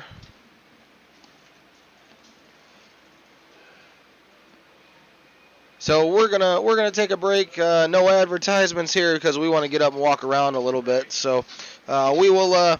You sit tight. If you have any questions, feel free to post them when we're away, and we'll get back to you when we get back. And make sure you like and share it. Let us know that you're here, and we appreciate you. So we will be right back, right here on G1 TV.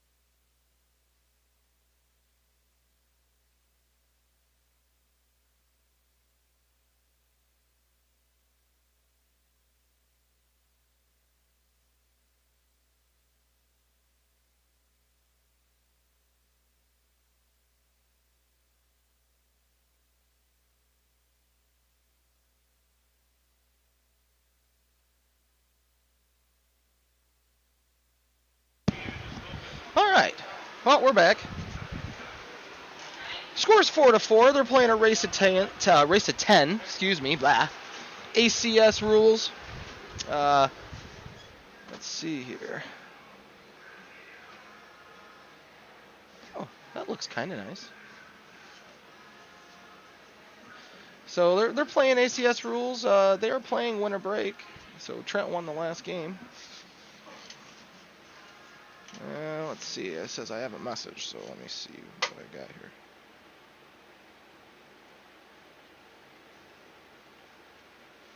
Oh.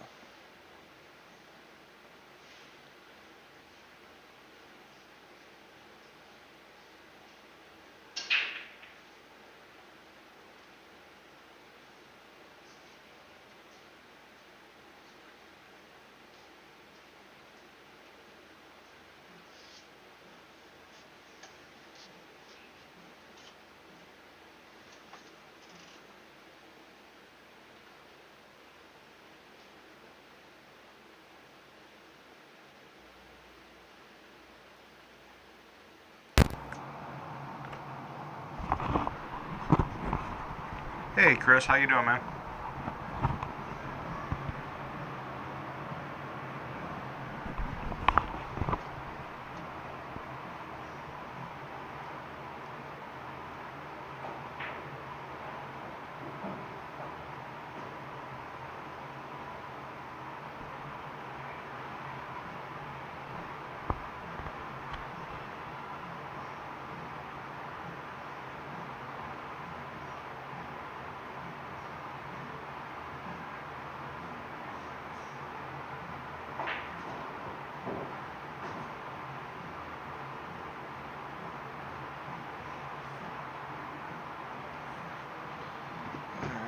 So, starting what I would probably say is the second half, unless if it goes 8-8, I would imagine that might be the only break that we get. Right. So, Cody's already in a tough spot. He points out that the one ball is his problem ball. So, considering that solids are the only ball down table from a potential safe position, I actually say you just kind of push the one forward a little bit and put the cue ball behind the 11, forcing Trent to move the 11 away from the 1. Oh, he miscued. He miscues. We heard a huge twang. I could hear that through my earpieces. Yeah, So that I one was could too. loud. That was really loud.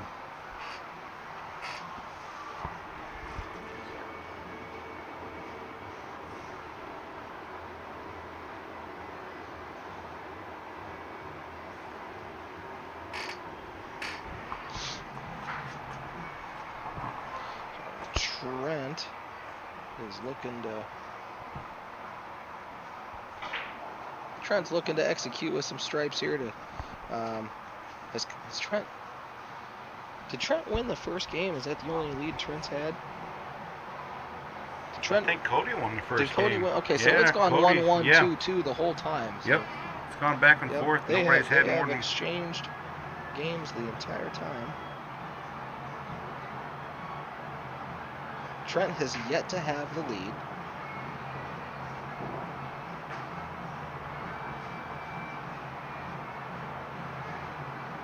I think he's looking to play the 10 into the bottom left now. Not quite sure where he was trying to lead. Maybe he was trying to get straighter in to shoot the 10 in the bottom left-hand corner. But you got to be wary of where the cue ball is going to go here. It's going to kind of go around the world. Yep. So there wasn't really much of a shot that he would have had after that shot.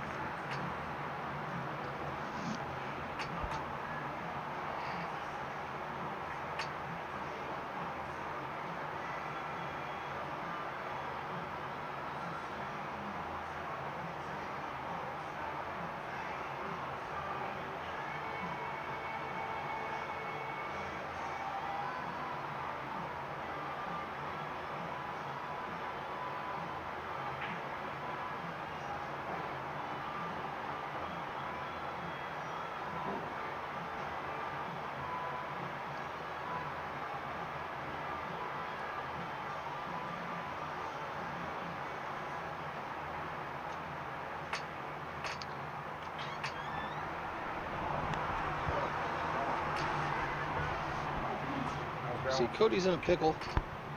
He's got 2 balls tied up, so Cody needs to play safe somewhere. I'm thinking behind the purple 5 ball would be a really good shot, and he could do it right here, right now. I'm not quite sure if he can. Yeah, can't get to the 5 ball there. I don't like making the 3 ball, because now the only balls that Cody have left on the table are both tied up.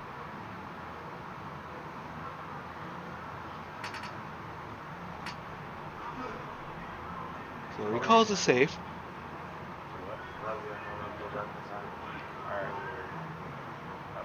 So he's looking to tap. He is looking to tap that now. So he still does not leave Trent much of anything, except by pocketing the 3 now. Trent has huge opportunity just to play a safe back on Cody. So I'm calling a safety and I'm kicking it to 10. I'm not even going to try and get out because balls are tied up. Right. If I make it, whatever. But my plan is to not make it. Trent is opting to try to hit the 13. He makes a good hit. You know what? This isn't bad for Trent because the way Cody's playing, Right. Cody's going to make this ball too. Yep. And he can't do that. He can't possibly think to win this game eliminating all the balls on the table except for this He one. gets the right angle. Can you get in on that one? Is there enough space there? No way. I don't think so. But the trap is definitely there to shoot the 5 and make it.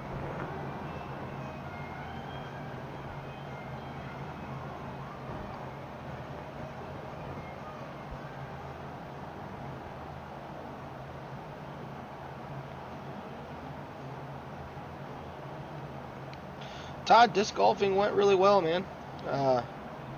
Shot a new course record here in Pontiac. I shot 8 down, so that's pretty good. Pontiac's course is very beautiful.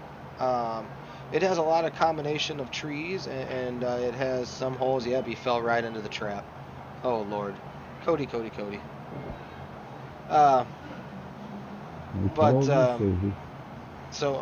Okay, so here's that opportunity. Here's that safety in the beginning. Nope, he's gonna go for it. Gonna go. He for just it. called That it. ball doesn't go. Hey Bart, how you doing, buddy?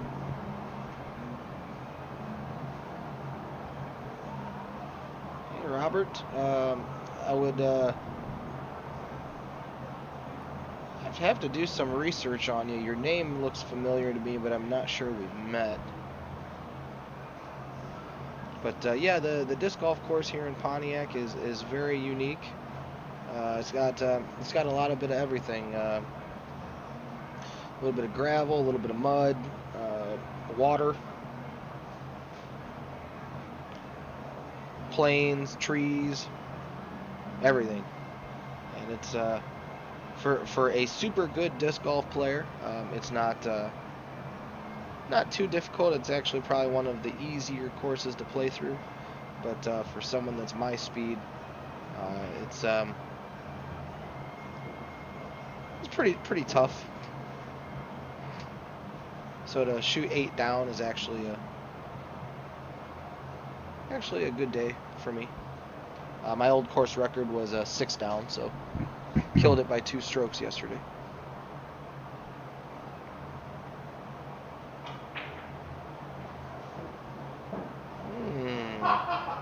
Wow.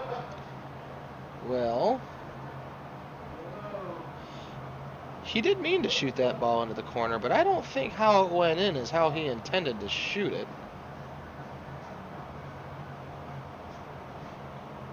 I just tapped the 11 here. Yep. I moved the 11 out towards the middle of the table, but just tap it to where Cody can't see the 1. Yeah, sorry, Robert. I know so many people, I forget more than I remember. So my apologies. Please don't take offense. What he's gonna do? Yeah, I would have moved it out because Cody could actually make this really good shot, and he could just clip the 1 and make the 10. Right. And if he does that, that might hurt a little bit. We get it out towards the middle of the table. Yeah, Just use the 8 ball shoot as your blocker. Yeah, yep. Josh, what's up, buddy?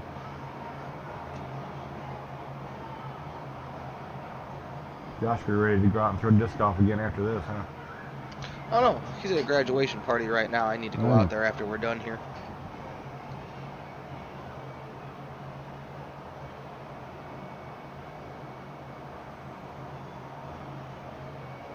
So here we go. How's it go? Oh, almost. I thought he was Almost gonna make what I that for a thought was second. going to happen. So if this is the case and Trent actually did that, he would have been buried. Yeah, he so. would have.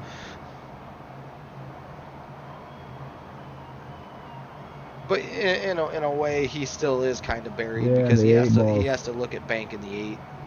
But he's got good opportunity to get the 9 ball. He's kind of digging into the cue ball though. I would try to keep it flat. He came across. I would have driven to the end rail.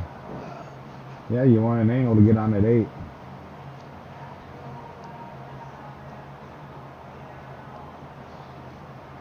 So he's going to roll forward now. And leave himself a bank shot. He's going to try to get to the diamond closest to the corner pocket.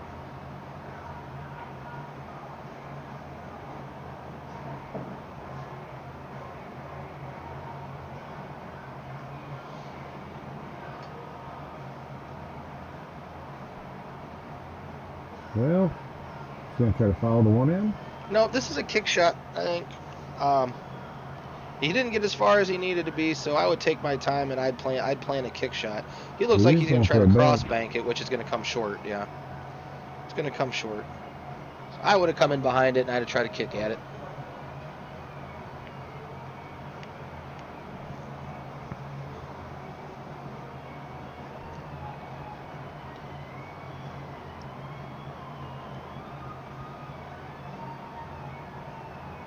Okay, Robert. Yeah, we can. I know it's only the beginning of June, but with all these matches, how they're going, it'll be July before we know it. Yeah, right. Cody looking to increase his lead again, just alternating racks back and forth. That they are. Nobody's taking advantage yet.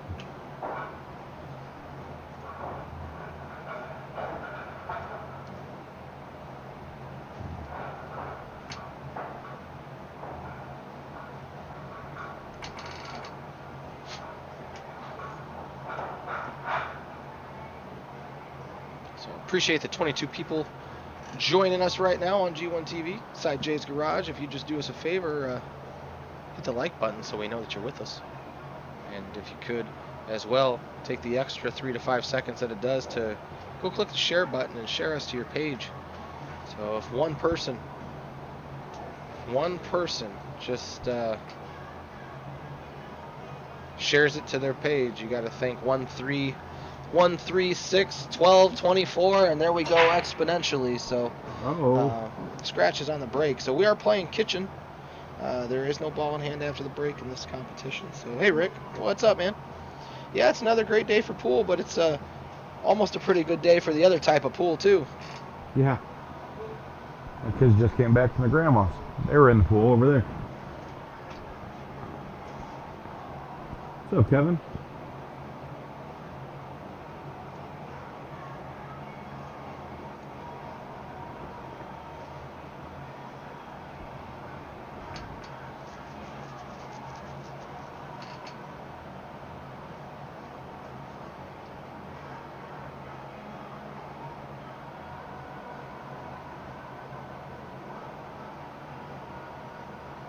That's interesting. So we've got the same thing popped up on both things now, but Kevin's message popped up on yours but never popped up on mine. Really? Yeah, I just tried to scroll down. It wouldn't let me scroll down. I don't know what that's weird. Well, that's weird.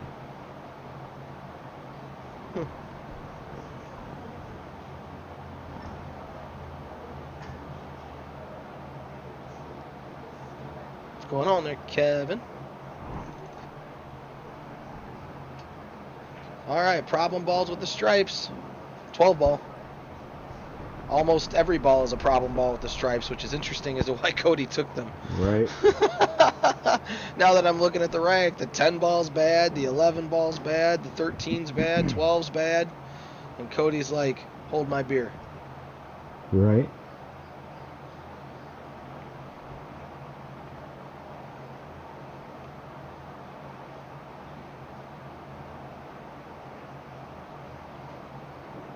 I think Cody tried to hold that cue ball for the 10 ball, and it didn't work out in his favor. So this rack is definitely advantage Trent. Cody's going to have to look to keep a ball tied up now, I think. With all the balls that are out in the open, I think it would be foolish to help Trent by breaking out another ball. So this would be like a... probably putting the 10 ball on the rail and tying up the 1, I would think. Yep.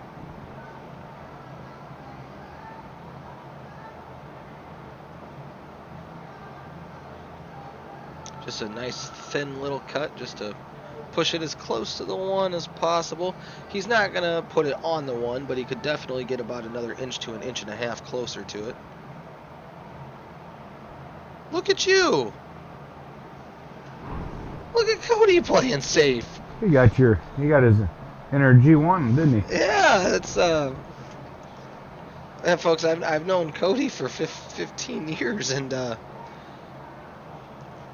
not in a million years did I think that he would have actually done that. So that's like I said, I'm happy for Cody because within the last year he's really stepped up his game and he started to look at other things. So that just shows that he's on the road to glory. So that's awesome. Ooh. Trent rattles a ball. Now with the 10 ball tied up,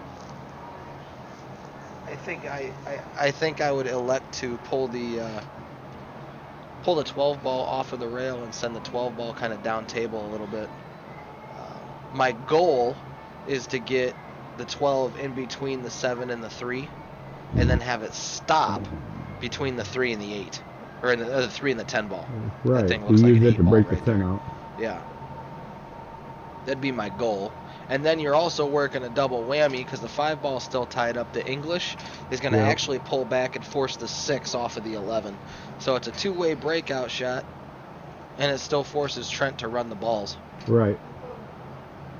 He's going to cut it. Cody's going to cut it. You got to watch out for the scratch here. We got to hope that he puts some outside English on it, because if he just puts high on it, he might not like the answer.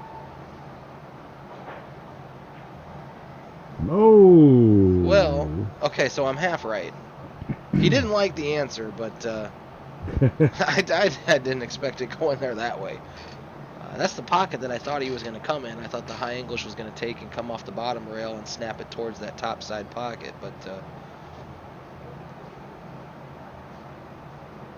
didn't work that way. So Trent still does have his 1 ball tied up, but the rest of them can be broken out at this point. You shoot the 5 into the 2, which can open the 6.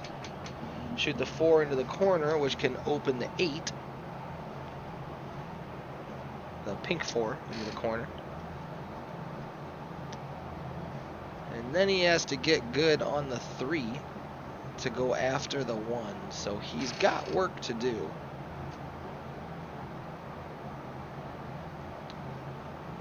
I see him looking around the table, which helps me look around the table. A really good shot is just to shoot the 1 into the 10. The rest of Cody's balls are pretty well jammed up. Right. So he can't kick at the 10. The only thing he has out there is a 13. Oh, yeah, the only thing he has out there is the 13, but even if he hit him behind the 1, right, he couldn't see the 13 either because the 7's in the way. Right.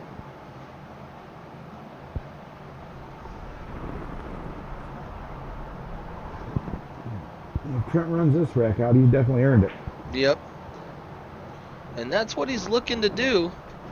He's got his angle to go into the other balls. The only thing I don't like about this is he's pushing all those balls towards the 8. Yeah, I was afraid he was going to do that. He looked at the 4, and I thought that's the much better shot. But Well, he's going to push that 5 ball right in there. Yep, Yep. no good.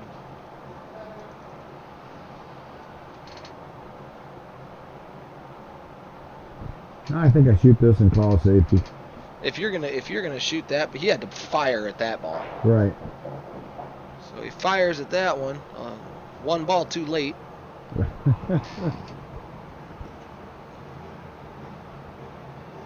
now do you just add fuel to the fire and put the 6 ball in there too?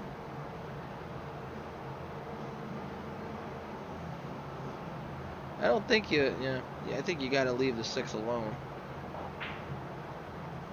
So he's gonna clip the 6. Oh boy.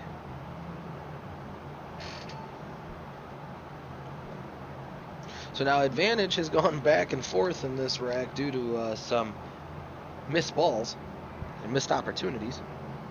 Originally, Trent had this rack dead to rights, and he's kind of moved it around a little bit to where Cody actually, I believe, I think Cody has a slight advantage. Because in order for Trent to get out, he has to be in one specific spot. Oh. Uh-oh. Yep. And Cody might have just put him in that spot. If you can fire the 6 ball into the corner pocket, and you can hit it, I can't tell if it's straight in or not. It I kind of can't looks either. like It looks like there's a little angle yeah, it on looks it. like there's just a little angle. If Trent has enough angle to fire into the 5, which he clearly did not. No way. Definitely didn't have enough.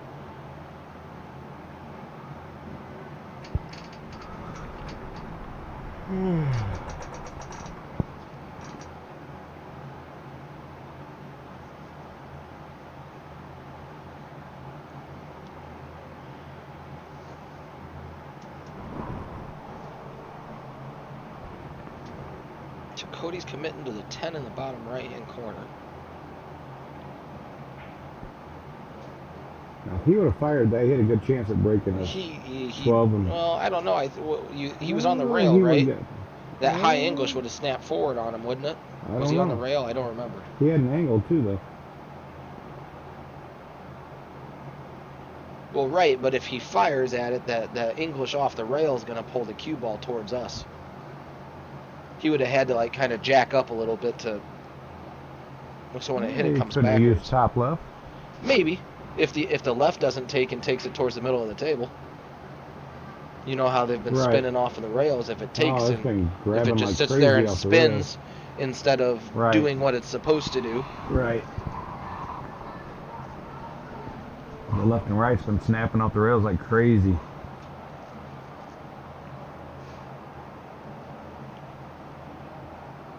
Let's see. Trent's looking at like he's shooting at his 5 ball. Oh boy. Uh-oh. He's not gonna like that. Well, now he's got his... It's almost like these guys have thought about the shot about 85% through, just not quite 100. Right. Because I think if Trent watches this back, he sees that, oh man, I had to hit that ball hard to do what I wanted to do. Right.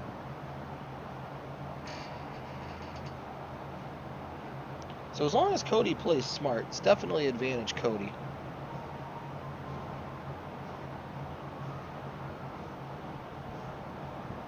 Like if I'm Cody's speed, I try to bank the 11 into the 6. He's going for the breakout. But now what's he gonna do? Hopefully not shoot the 12.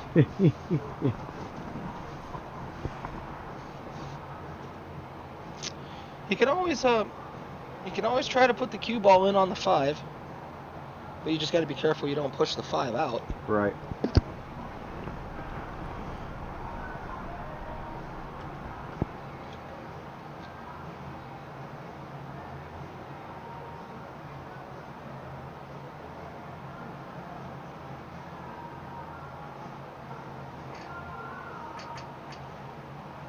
So you're going to put the cue ball in the into the 5 ball by shooting the 13 ball, the purple stripe, with a little bit of high right hand spin to try to bring the cue ball off the rail and back towards the 5 and lock them in that little itty bitty Wow. hole that was there. And Cody did the one thing that is ultimately most likely going to cost him the rack, I think.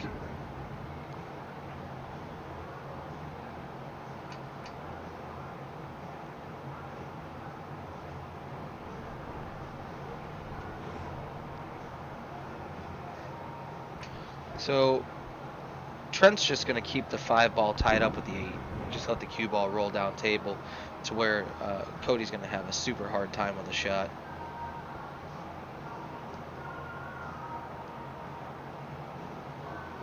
So Cody's got to do something to put the 13 ball near the 8 and the 5. So by making this, the only thing he commits to is a bank shot to the bottom side pocket. He made it, and now he's in a lot of trouble. And he says, bleep.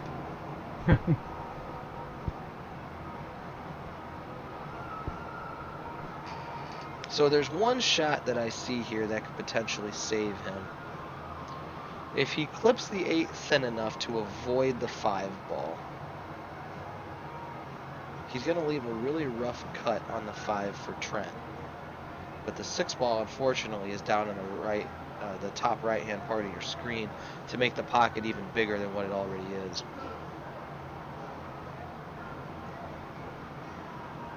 A slow roller into the rail might be able to keep the 8 ball big enough to where he has to shoot at the 6. But even then, he shoots a slow roller like he did in a previous rack, to where he just hits the other side of the 5 ball, and then Cody doesn't have much of a choice. So, yep, that's. Uh-oh. Yeah. He didn't want to do that. Yeah. So they've worked back and forth on exchanging the power of the rack, pretty much. Oh man, you're gonna draw this ball, Trent? Why is he drawing it? Man, that's You just definitely go a high top shot. on it and come right on out natural for the 6. That shot's actually a 3 rail leave. Some high left brings it through the corner in the bottom left-hand side and clips the top rail on the right-hand side of your screen, and then would have left him straight in. But now they've exchanged it again, so Cody's got a chance to bank this shot, which for Cody doesn't mind banking, so... Nope, he called it safe. Wow, okay. Whoa, what the hell what'd was that that? hit? What the hell was that? I don't know. Is there something on the table? Is there a piece of chalk on the table or something, maybe? Cody run his hand across it, so he didn't feel anything. Right.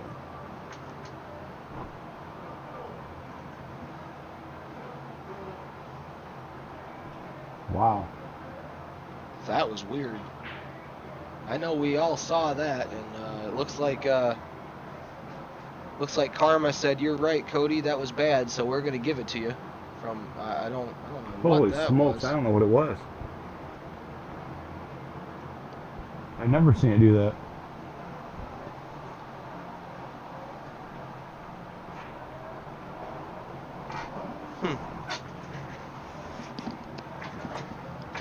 Go out there and take a look real quick. Let me get out of the way. I'm gonna come out and take a look at what that was. It's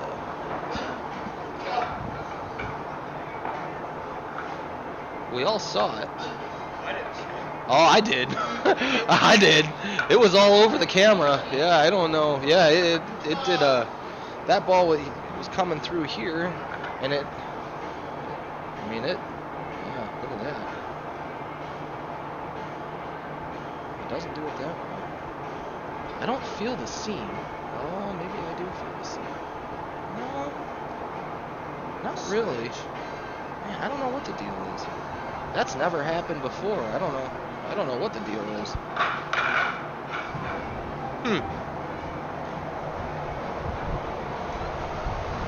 You're right, Ray. I think the demon table just struck again.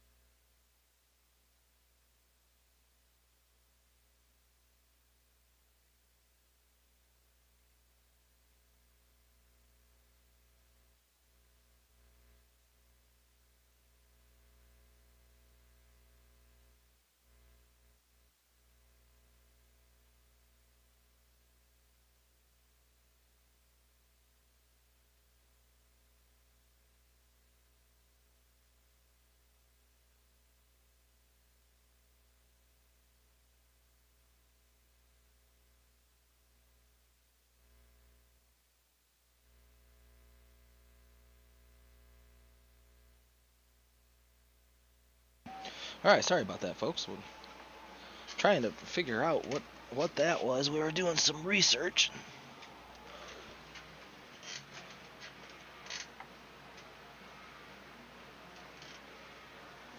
That crazy part is we just had this refelted last week.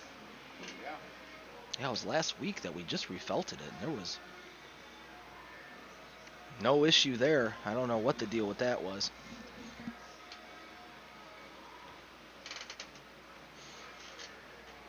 The only thing that we can think is maybe that it hit one of the seams. It is a 3-piece slate table because before Jay moved to this house, he had it in his basement, and the stairs were kind of interesting. So Diamond will make bar table 3 pieces to to go around messed up stairs and things of that sort. So, but when I went up there, I didn't feel anything.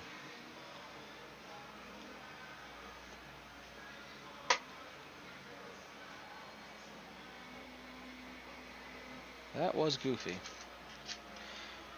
But anyway, Karma re-helped Cody there and got the game 6-4 here, so that's good.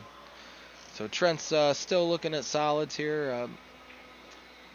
Trent opts to shoot the 7 in the corner pocket, and I actually think I still would have elected to play the 4 ball.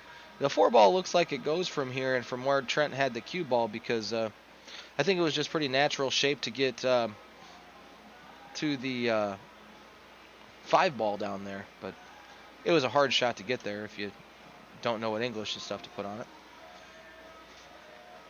So Cody is working on trying to increase his lead to 3. This would be just a little top right to come through the 2 and the 7, and he chose to draw it. Yeah, that's got to be sitting in the back of their heads from now on, because Trent said he didn't see it. I saw it.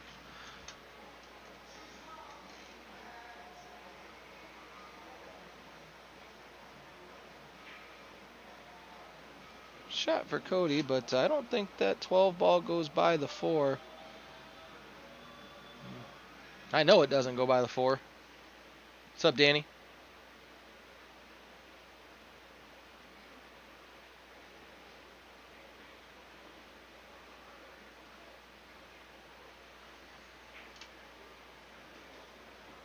Good shot to get down for the 10, but again, Cody has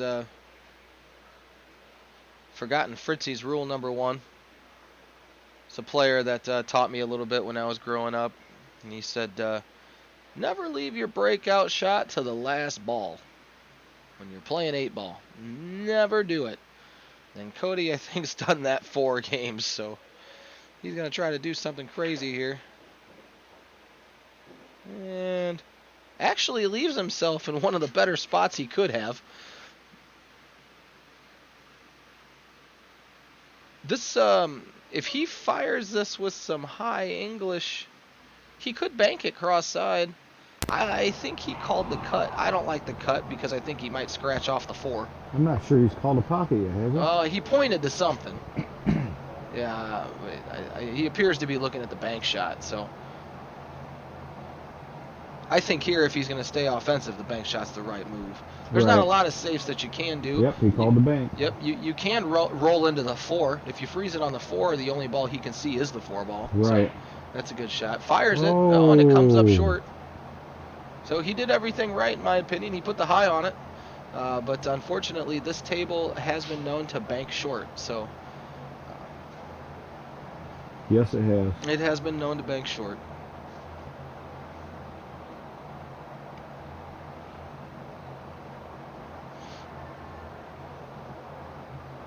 So he's opened the balls up for Trent. Let's see if Trent goes for the 2 ball here. That's the shot that I would shoot. Oh, man, he hit that hard. Oh, he bumped the 5 up in the mid. Oh, give him love. Uh-oh. Yeah, he's not going to like that. But you want to know who's not going to like it even more than Trent? Yeah, Cody's not going to like this next shot. It. So he's going to put the cue ball behind the 2 ball here. Oh, no. Uh-oh. Wow. Trent went for that. Wow. Okay, well, like I said, folks, I don't know Trent very well, so I mean that was a pretty simple safety to just park the cue ball behind the 2. So yeah, behind the 5, or behind the 2, you're gonna hit the 5 first and roll behind the 2. Yep. Just clip the 5 ball and let He the cue ball do his job. Clip the 2 and just roll behind the 5. I mean, there's a couple different ways to go there, wouldn't I there? actually think he even could have clipped the. Uh-oh. I actually think he could have even clipped the 2 ball and still kept it behind the 2. But, Cody lets him back at it, but does the 7 go by the 2? Or is he going to have to call a combination with the 4? He's calling a safety. He called a safe, or did he call the 2 ball? I think he called a safety. I think he called the 2 ball. Did he? Okay. He sure did, I think you're right. I misheard him. What safety could there? Okay, yeah, shoot the 7 into the 2 and put the cue ball behind the 5. That was feasible. Old Cody jacks up, slams this ball with a bunch of draw. Looks like new Cody's going to come off of the rail a little bit. Oh man, he fires at that ball. Trent is more worried about what we're doing on the stream than his matchup, and I hope he's got it nice and loud so he can hear me say that. One of the cool things about this feature, you know, that Jay's Garage and G1 TV brings to the table is that you see the 10%, you see the best professional pool players in the world all the time on these streams, and a lot of pool players always wonder what it's like to be on stream. So it's very common for the players out there to have this on their phone and looking at it. Cody shoots a hell of a shot. Yeah, he did. Holy moly. To go up 7-4. But you know, a lot of them, I did not tell these guys, I should have, to keep it off of your phone, because if they turn it up, there's about a 20-second lag between Facebook and my voice and Jay's voice. So if they wait long enough, there's actually a chance that you might be able to hear us coaching you. Right. So I don't like that they have that on when it's out there, but it definitely is a distraction to have it on when you're out there.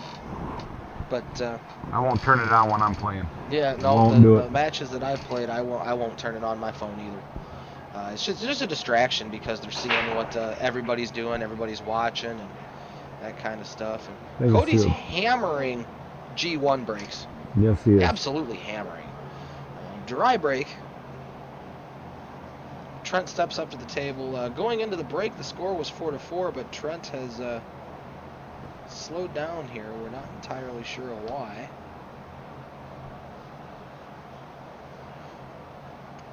Maybe losing a little bit of concentration. Looks like he's going to draw back into those other stripes. No, he decides to play to the 1, which is really good. If he plays to the 1, he can play to the 6 and bump the 10 out of the way for the 7. 8 ball does go past the 11. So Trent's problem ball now becomes the 4. He's got to get good shape on the 4.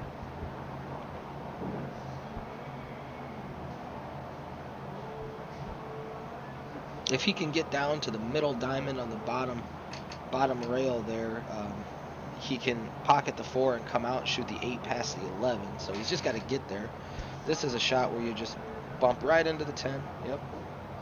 And you're still gonna play the 7 in most cases. Super good players may elect to play the 5 first, because you're just gonna come across the table. You're gonna try to find an angle on the 7 to bring the cue ball out for the 3.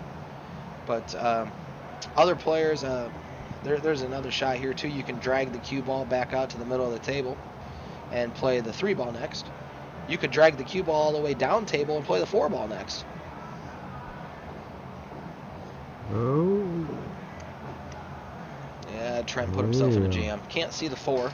That is not a good spot. Can't see the 5 ball. You can see the edge of the 3, probably about half the ball. I actually think he can see the whole 3 ball. Can he? If you really look at it, I think you can see the 3 ball flush. He might not be able to see it to where he can cut it, but the whole ball itself, I think he can see. Maybe putting some top left on it and trying to hide him behind the 5.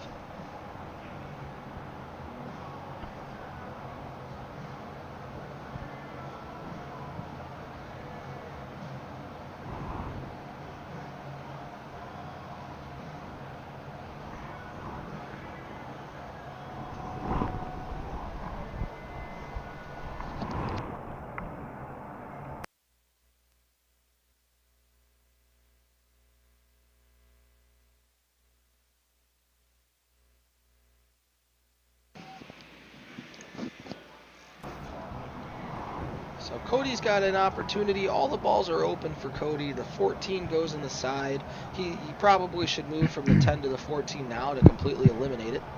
The purple stripe, the 13, goes... Oh, he hit that really hard. Wow. Wow, man.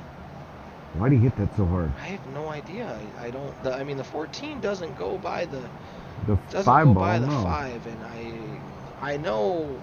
I mean, I'm not even sure if Cody's even looking at the 14 ball. I'm not even sure he's glanced at it. Wow.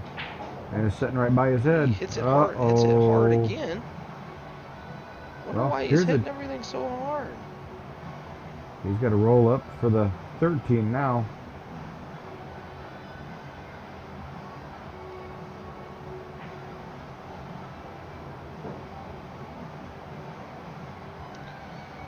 Yeah, so Cody's getting out of line pretty He's having to fight bad it now, here. So depending on Cody's stroke, I don't know if he's someone who can draw the cue ball back past the side in the 14, but I don't think he's even going to try. Does he even see the 14 ball? I'm starting to wonder. We're going to find out whenever he shoots this one, aren't we?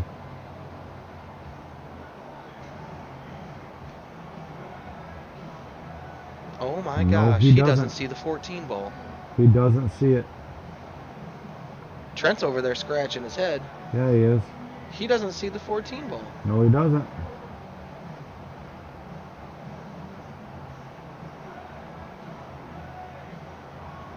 He's not even looking at the 14 ball. No, he's not.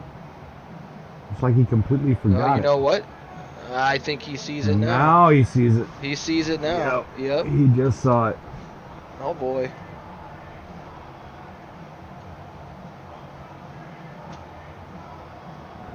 Now the good news though is he can actually get to the 14 from here. He can go past the 3 and he can go into the 14. Shoots the 12 on the side. Just don't fire at it because you're going to run into the 3 if you do that. Well, he didn't get all the way down there.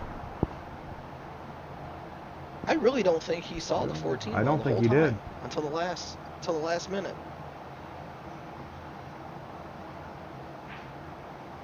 Well, he made Makes a the nice bank. bank shot. Oh, now he's left himself real rough though. Oh, wow. Yeah, that's That's going to be tricky.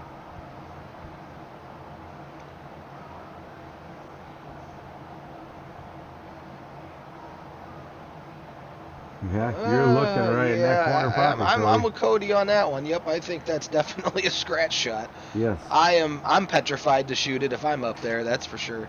And Trent's got him in a bad way with the banks.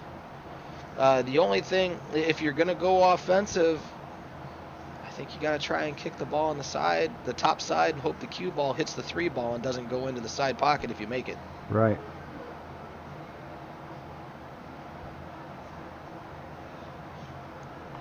I think on this one I might would just bank the 8 ball at the 3 ball and hope and call a side pocket. Maybe. I for some reason, I mean, the top rail one rail kick, I just don't like, and I think that's the best shot, just to kick at it one rail, and make the 8 in the bottom left hand corner. But I don't know. I mean, there's nothing for scratching. I think overall I probably just hit it too short. He's calling it up there in that corner. How's he gonna get there? What corner did he call? The top right. Wow. How is he going to get... he's probably going to kick at it.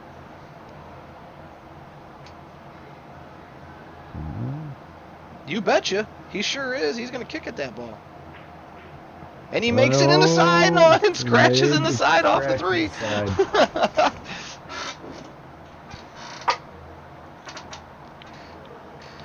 Cody had a chance to go up 4 games.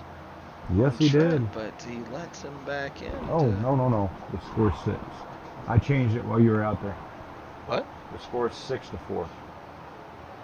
I changed it while you were out there looking at the table. Okay. Oh, yeah, I think I changed it already. You changed it whenever you came in. Sorry about that. No. Look up there. It's 7. There's 2 up there. Is there 2 up there or just 1? Yeah, no, it's 7-4. Is it really? Yeah, zoom in and take a look. But I'm almost positive it's 7.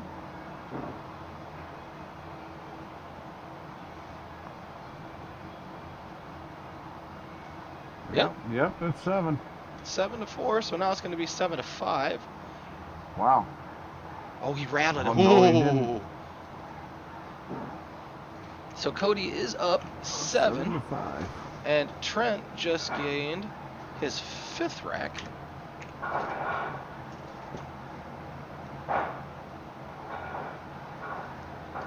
As a rack, and go ahead and check out the matches that are coming up here on G1 TV. Coming up sooner than later, we have our massive feature mashup between Abe Shade and Dustin Willis. And after that awesome matchup's over, we got another awesome matchup coming up the following week in Josh Donaldson and Joey Dyer. And then as we move forward, we come across our final match in June on our Saturday fight days of Josh Franklin and Ryan Pond. So we've got a whole bunch of good stuff coming up here. You can only catch it here on G1 TV.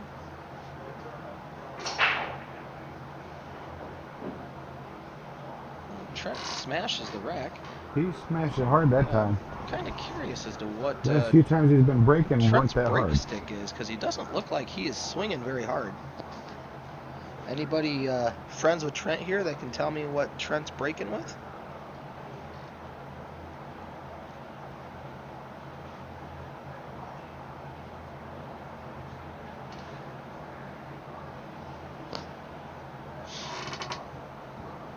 So he's got a really good look at both of them. I mean, really, he's got a ball in the pocket, cue ball's in the middle of the table. Overall, good opportunity to run a table. So I believe that was a stripe. Yeah, that was Yes, a it was. 13 ball. So he's got to be careful here. I think I might have taken solids. The balls that are up top there just I don't like very much. Solids seem to be out a little bit. What up, Abe?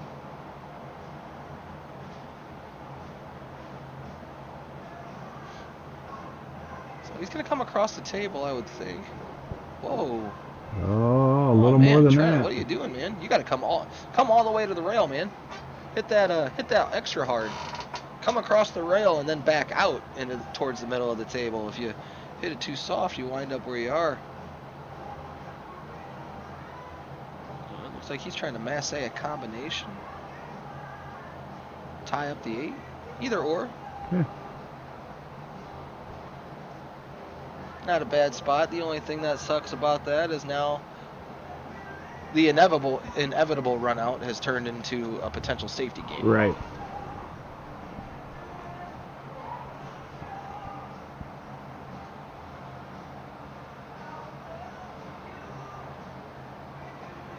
Okay, Todd, if you want to, man, you can. I got your text earlier. You just wanna send it to me now. My phone's right next to me. My phone wasn't earlier, and then I got started doing this. So my phone's next to me now. If you want to talk about it now, we can talk about it now, or I can give you a call later. It doesn't matter. Whatever you prefer. But not gonna lie, I am afraid that I'm gonna forget to call you. So if you want to send it to me now, go ahead and send it to me now, man.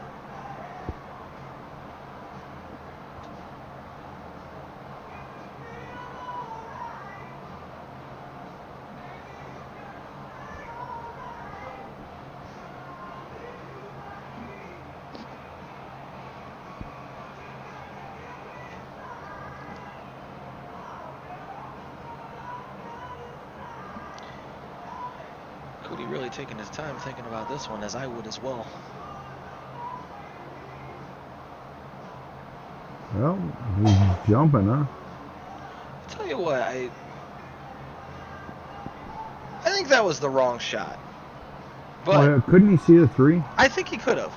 I think he could have seen any of those balls. I mean, the shot was a safety.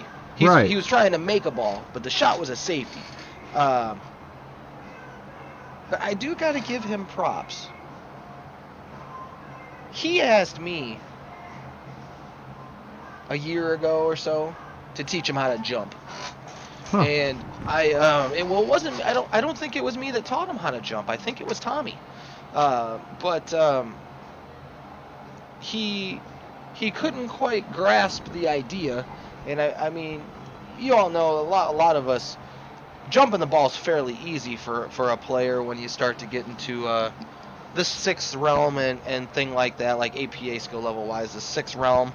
You know, if we're messing around with a jump stick, you could probably pop it up, you know, but within a year, he's come from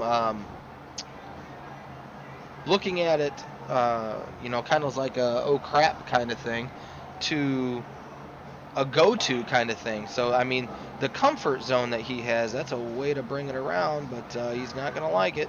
He had to hit it a little harder than that. He had the right track. Comes up short. So now you got to look at a major advantage to Cody. But now he feels really comfortable with the jump cue. Right. I mean, he goes to it over kicking, which, I mean, he would always kick a ball. Yeah, he would.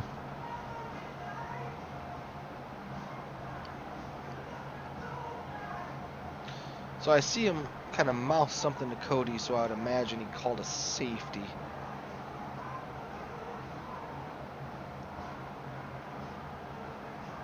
So do you push the 14 out and push the 8 up on the 5? Push the 8 up on the 5. Yep.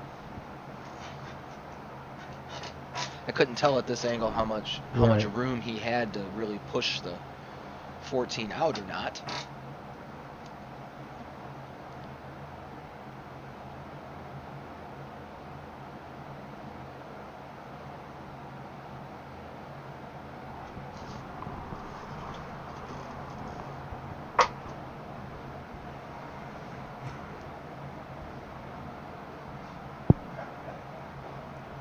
I think this one, I get that pink 4 out of the middle of that stack right there and leave the cue ball down on the head rail. Play safety. I think I do. I actually think I'd hit the 7. I wouldn't have tried to make it. I like what you just said, except I would have chose the 7 instead of the 4. I still would have sent the cue ball down just like you said. I think the 7 was a little easier to manipulate than the 4 ball.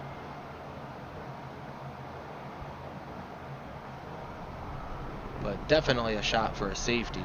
You got to hide the cue ball here because you got your 5 ball tied up down there. So now no, he's going Trent for goes it. for the bank. Yeah, well, I would have went for the bank. Drilled it. I would have went for the bank there. It was almost a straight in bank. Yeah.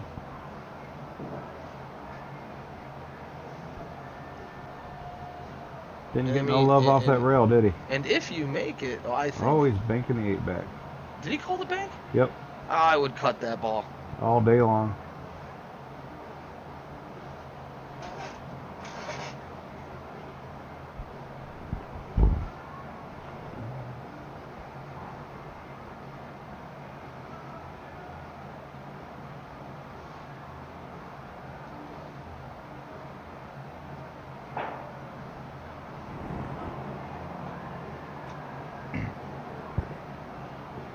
Well, them solids are sitting right out there for the pickings now. The only trouble ball on the rail is the 1.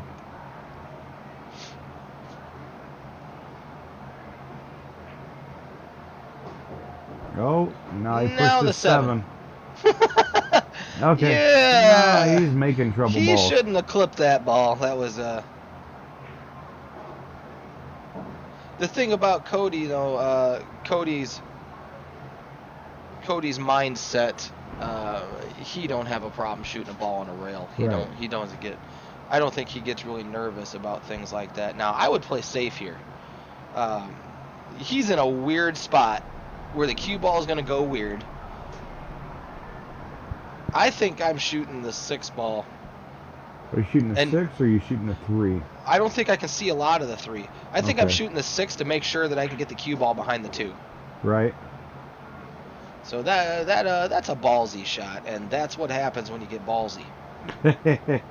Yep, I don't. That would have been a conservative shot for me. The 8 ball's in the middle of the table.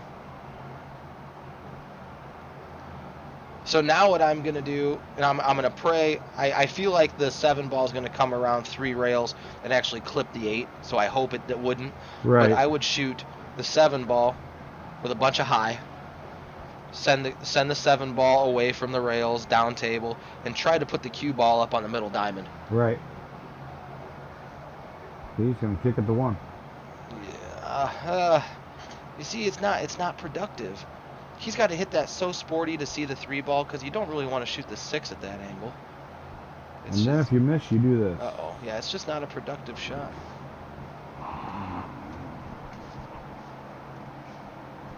Cody's 3-game lead is dwindling.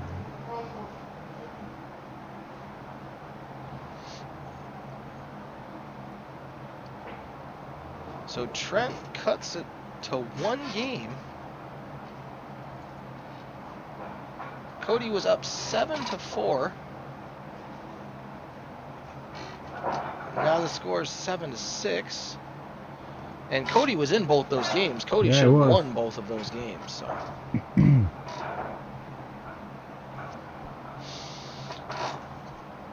So we got a little more action on Sunday. Let's see here. Sunday the 28th have just been confirmed. The scheduled match was Todd Emmert and Tony Gum, and it still is, but I just got confirmation that they decided to play a couple sets instead of 1. So they are going to be playing, let me check here, I need to re-pull it up. So they are going to play a race to 16, 8 ball and 9 ball. Okay, I read the text message wrong. So they're going to play a race to 16, and they're going to split 8 ball and 9 ball, Oh, half and half. nice. So I don't know if they're going to be doing the whole switch 5 games everything, or if they're going Right. to play a race to 8. And then switch to... And then switch if they're going to play 8 games of 8 ball and 8 games of 9 ball. So I would assume if they do it that way, if they do it that way, I would say it'd be a race to 8. Wouldn't be 8 games. They'd split it to where it'd be the first player to race to go to 8, play an 8 ball, and then they would switch to 9 ball after one of the 2 would achieve the number of 8. I don't know, but we're gonna have some cool action going on the 28th.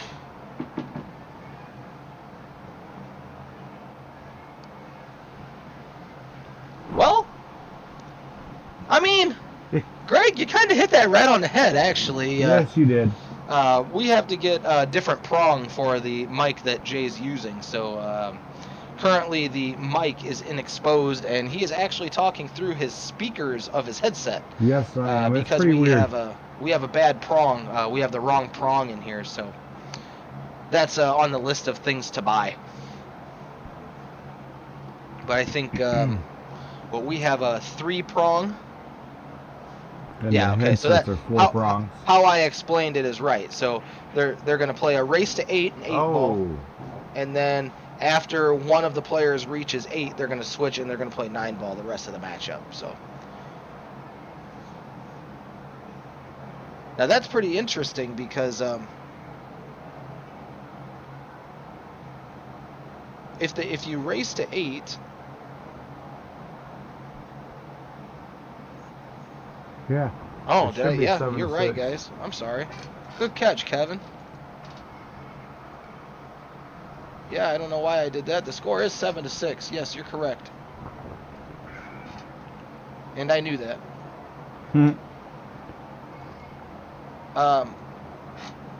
With the race to 8, here's what you're running into with that is, say the score is 8 to 5. So they've played 13 games of 8 ball. Okay, but then if they're gonna play to 16, okay, the only way that you play under 13 games of 8 ball is if someone wins the next match 8 to 2. So the final score would be 16 to 7. So basically what I'm saying is since they're playing 9 ball second, if it goes hill, they're playing way more 9 ball than 8 ball. So that'll be interesting.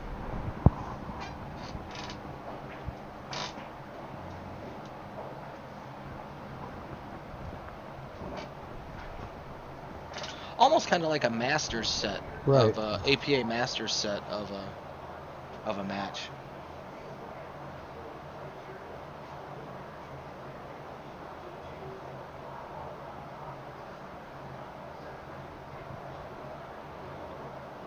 I think he called the 7 ball. He's going to try to masse around those balls.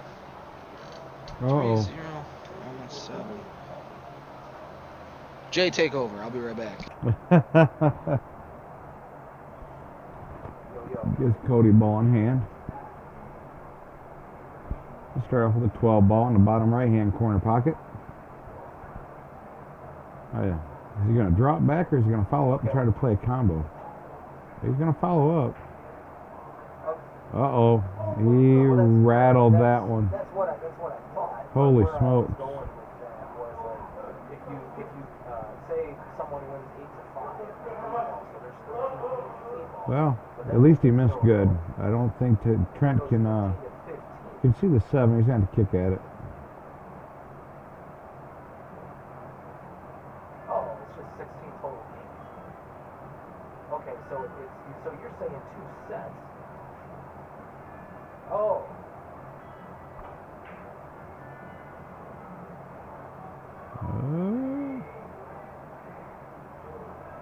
Brings Cody back to the table again.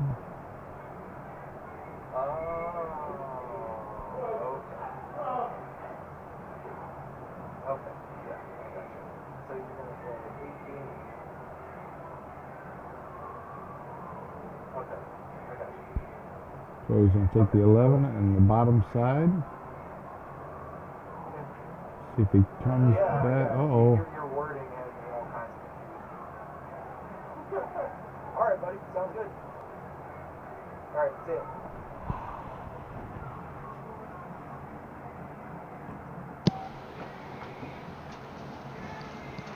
Thanks, Ben.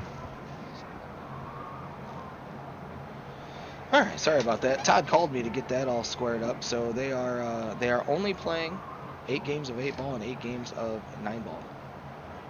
So that's that. So in the meantime, what I missed, Jay? A lot of back and forth.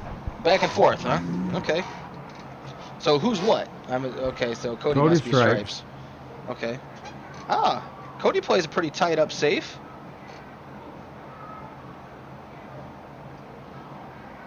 I think he only gives, well, he gives Trent the entire 7 ball, but, I mean, it doesn't have a pocket unless you bank it. That's a 10 ball that's up in the top side pocket.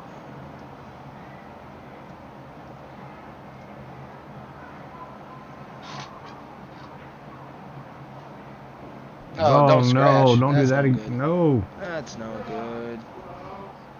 That's his second scratch this All game. right, so yeah, let's see what Cody chooses to do here. The correct out is 14, 13, 10, 9, 8 to get out of this rack. That's a minimal cue ball movement on each shot. So start with the 14 in the corner, and then just kind of draw back from the 13. This is a stop shot. Should be a stop shot. Yep. You almost missed that. Why is he Oh. doing this? Cody, will you look? Is he missing a 13? Yeah, man, you're. No, I think he knows the 13's there. He's just Wow. going about it the hard way. Uh-oh, look out behind the ball. Oh.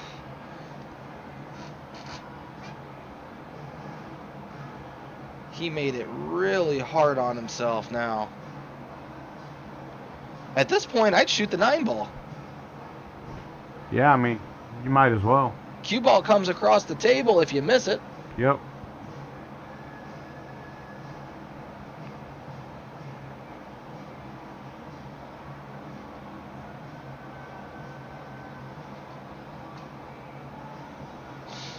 He should take a minute and think about what he's done.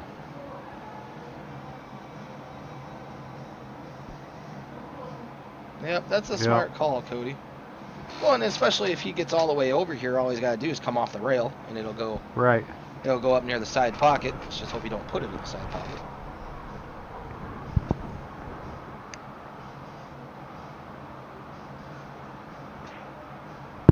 Uh-oh, don't hit it too hard.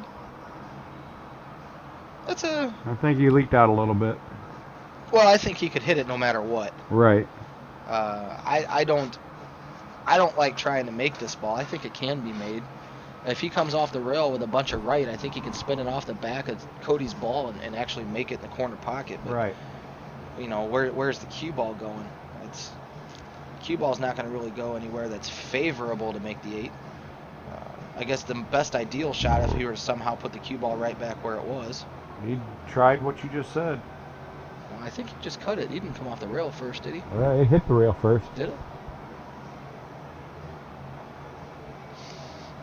Now Cody's got to take a second and stare into the pocket and see if the 13 goes. See if the 13 goes through the 7 ball. I don't know if it does or not.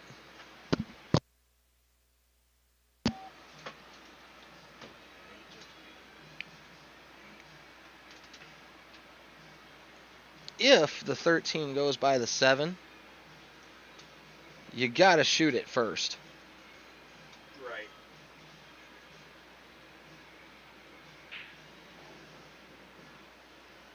This is a very interesting shot for Cody. So it's either it goes clear as day and he just doesn't think like me yet, or he's praying that that ball goes and he left it till last. Right. One of the two. Is he going to slow roll it? Yeah, he didn't hit it very hard. Yeah, he had the whole pocket. Should have shot that ball first, brother. Yep. Yeah, you're not liking that. The whole 24 people just saw your look on that shot, bud. You didn't like that one. Well, you got to cut it. You can't bank it. So now you just got to settle yourself down and make a hell of a stroke. You know, just hit. It's about. Well, it's an eighth of a ball hit. You just got to smooth it out and make a nice shot.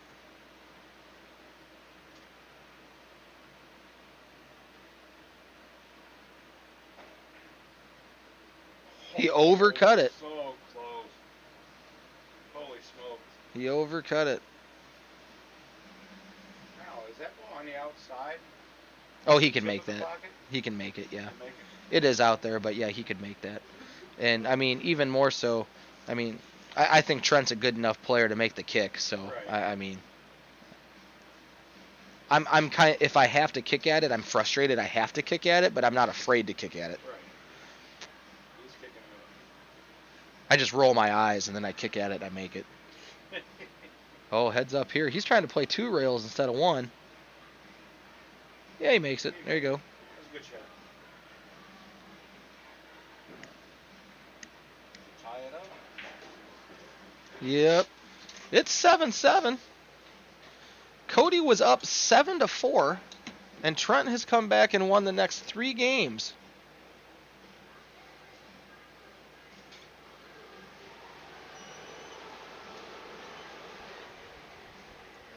Oh, I've got too many windows open.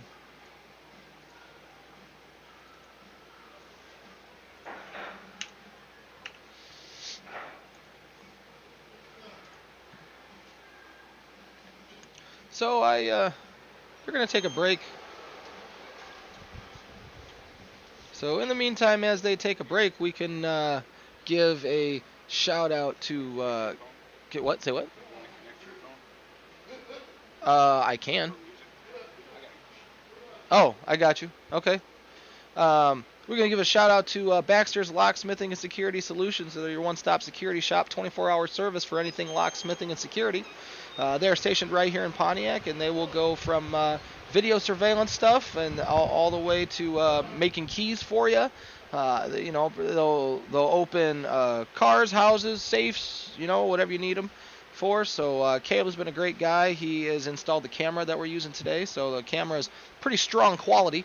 So we appreciate him giving that to us, and he's going to be putting some other cameras in here as well.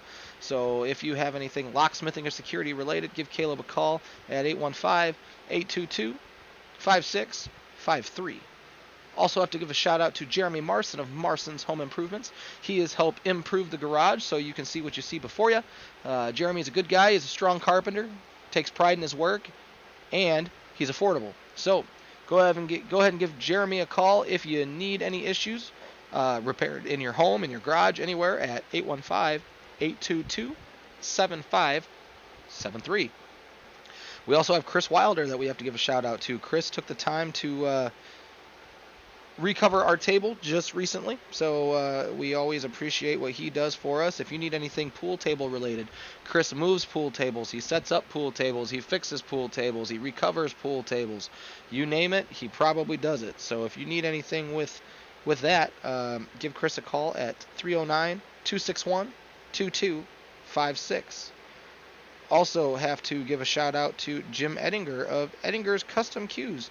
Without Jimmy, we wouldn't have any extra things to give away. He makes cues. He does just about everything for us. We order through him. He's a super good dude, and he helps us try to do the best that we can. So if you need something new, if you want a cue built, if you want to do pretty well anything that involves purchasing things, go ahead and give Jim Ettinger a call at 815-848-5838. So with that being said, this guy's going to have to take a break too, stretch out his legs, all that good stuff. So we'll be right back right here on G1 TV.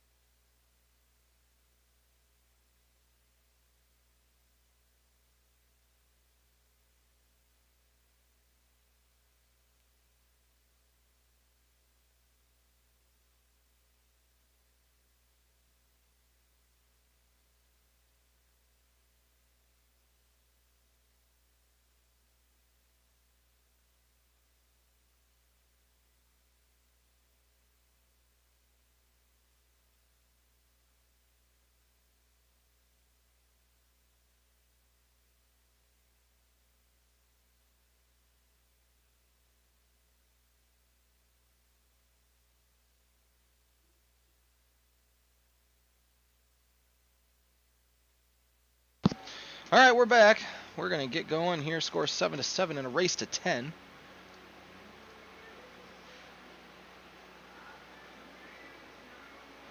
Trent getting ready to break rack number 15.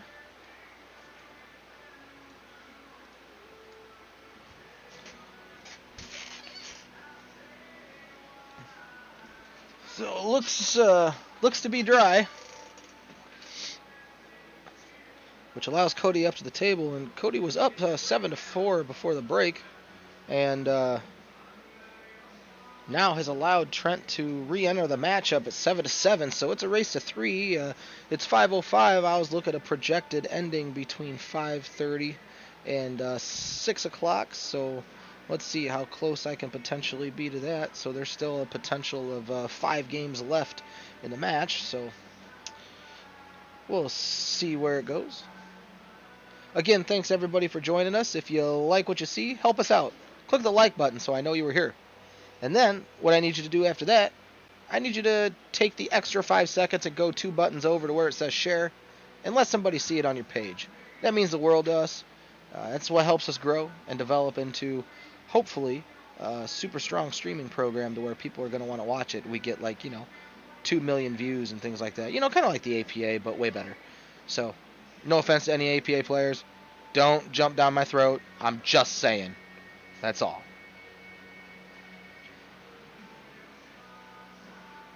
So Cody has gotten himself into a Cody pickle.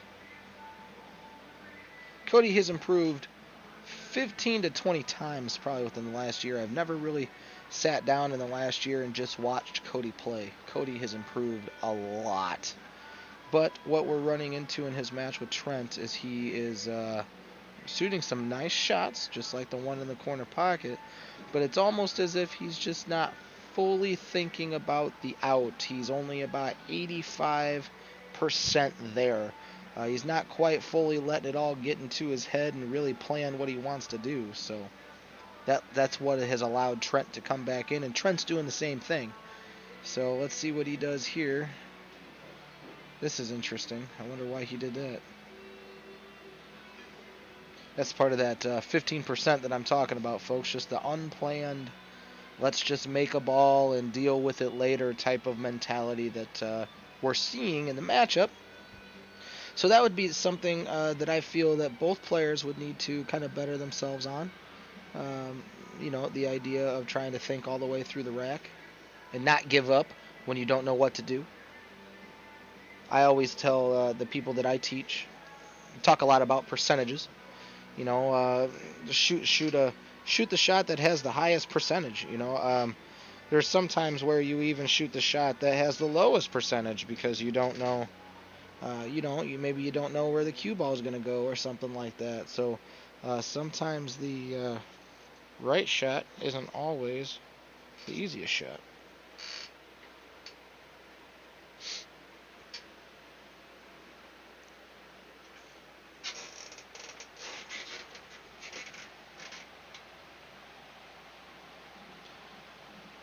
Everything, Adam. I have everything against the APA.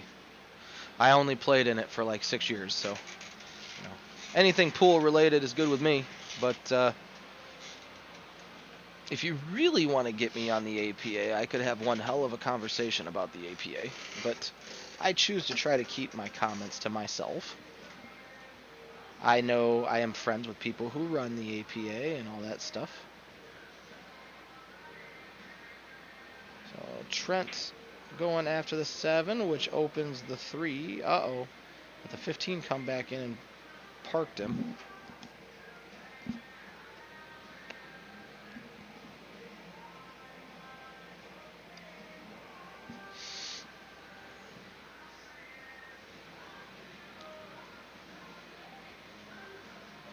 You know how it works, man. Mama always said, if you don't have anything nice to say, don't say anything at all. That was almost a nice shot.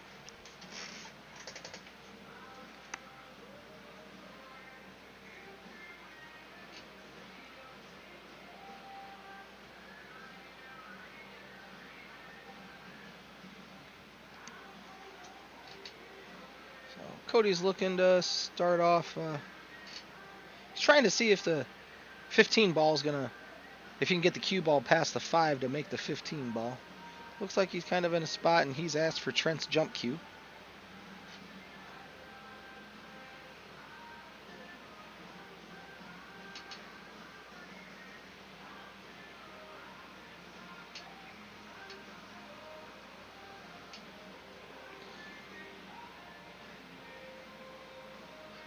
Let's see what. Let's see if Cody can make a super nice shot. But the cue ball's going to go crazy. Pockets the 15 in a pocket that he didn't call. And leaves Trent an open table now. And a chance to take the lead for the first time in the matchup. They exchanged games all the way to 4-4. Cody won the next 3 games to go up 7-4. And then Trent retaliated and got back to 7-7. Trent, I would have shot the 5 first, bud. You didn't have to do as much. Now you still have a ball on the rail. If you would have shot the 5 ball first, you could have shot the 5 ball and then the 7 ball and eliminated both balls from the rail. So just if you go back and watch this, it's just a word of advice from a player who plays a lot of 8 ball. So you're rolling forward now to play the 4 ball. Got an offset angle. You see, now you run into the idea of the 5 ball being gone, which goes back to my original statement. So you're going to play the 1 first. Good shot to get back in line. But again, now you've got a ball on both opposite ends of the rails. So looks like draw back to play the 6. Rattles it. He tried to make an angle there that he didn't have. He had the wrong angle, actually. He had the angle to go into the rail, and he tried to create an angle to where he could come into the bed of the table instead of towards the rail, and rattled it. But doesn't leave Cody really anything. He leaves him across corner bank, which looks like Cody's going to play, but you got to be careful of the double kiss here. Normally when a shot is pretty close to straight in and you try to bank a ball, they normally tend to double kiss each other. So let's see what happens here as to how good he hits it. I normally hit these wide. Oh, he plays. Okay, so he plays. That's actually a pretty good shot, Cody. Give you props for that, man. So he makes the ball in the pocket to leave Trent with a difficult shot in the top left part of the pocket. Or a cross bank. Neither of those balls can go into the 8. So looks like he opts to shoot the cross bank. Oh, he plays safe. Look out, 8. Oh, don't do that. Don't do that. Whew. Whew, whew, whew. Whew. See, again, I can't hear whether they're calling safe or not. And with these types of players, I tend to always give the offensive shot. Never know when people are thinking defense, so.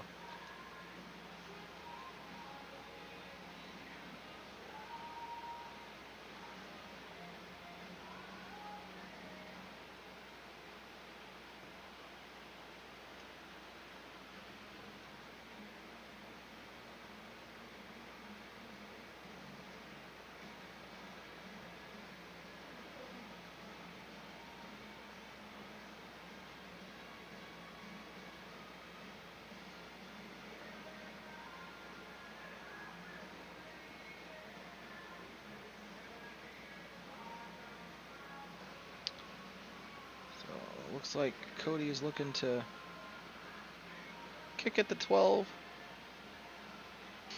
That was a really good shot by Trent because he pulls the 5 ball off of the rail. So Cody has to leave him pretty strong here if he's gonna have a shot that he'd like. And just moves around the 12 ball, so he gives Trent ball in hand for a 6-5-8 ball. out. 6 on the side, 5 in the corner, and then the 8 in the corner.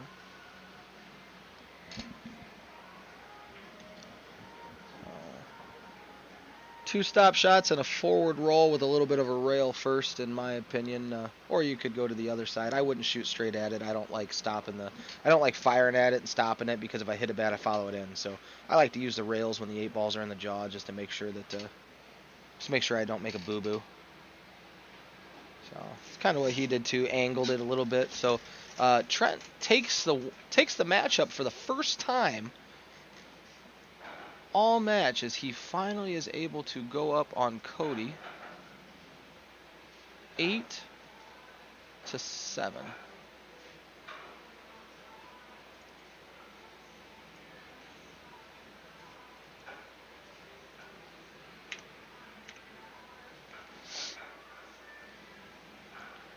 Welcome, everybody. Appreciate you tuning in on this beautiful Sunday afternoon. Thing I love about G1 TV is you can take it with you anywhere on your cell phone. If you're out cooking, hell, set pool right next to your grill. You know, it's a good deal that we got going on, so a lot of people help make it happen. So Trent is getting ready to break rack number 16. Yeah, he put a little more oomph into that one than he has been. But it looks like the 12 ball is going to go down. So Trent did make a ball and a break.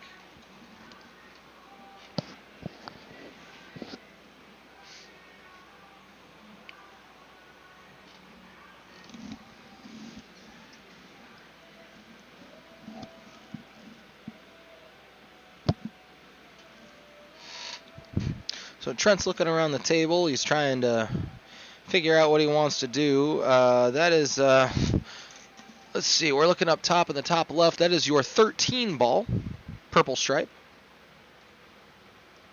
I'm sorry, that's the 14 ball. That is the green stripe. He's shooting at the 13 ball right now. So he chooses stripes, which I believe is the right out if you're looking to run out. I think you got to go get your 14 as soon as possible. He didn't hit that very good. He's left himself in no man's land here. Let's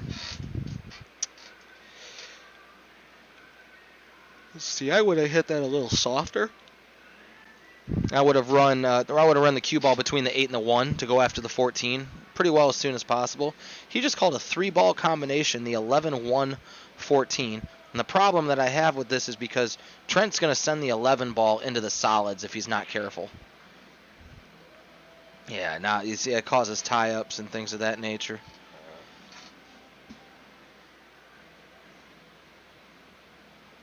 So here comes Cody. Solids.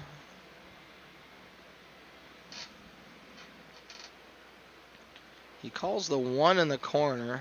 Let's see how Cody reacts to the 4-5 here. Goes into it a little bit, but not a lot.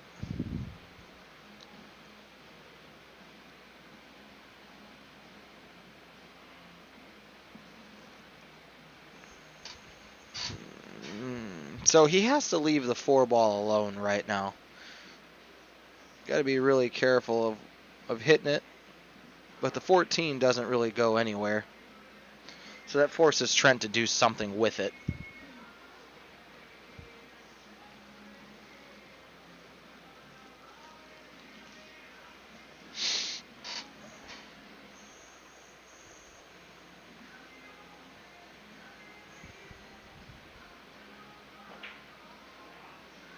Now, Trent had the right idea. He missed the shot. G1's rule number 1. Make the ball. So he would have had the shot to send the cue ball into the 14 with the 11 if he'd have made it. So this is a shot now that I'm looking at using the 6 ball first, getting it away.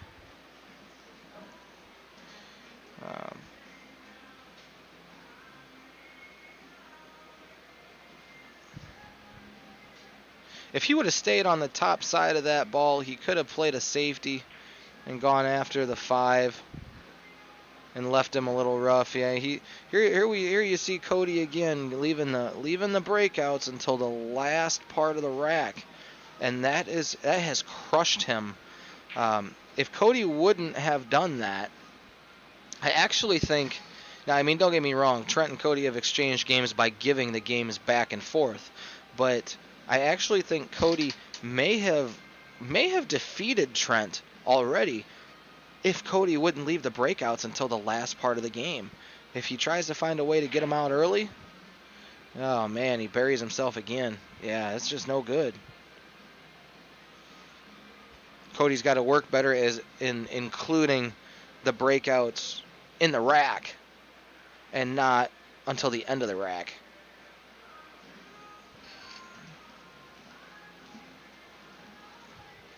So Cody has to commit to touching these. And it did get to the rail, I think.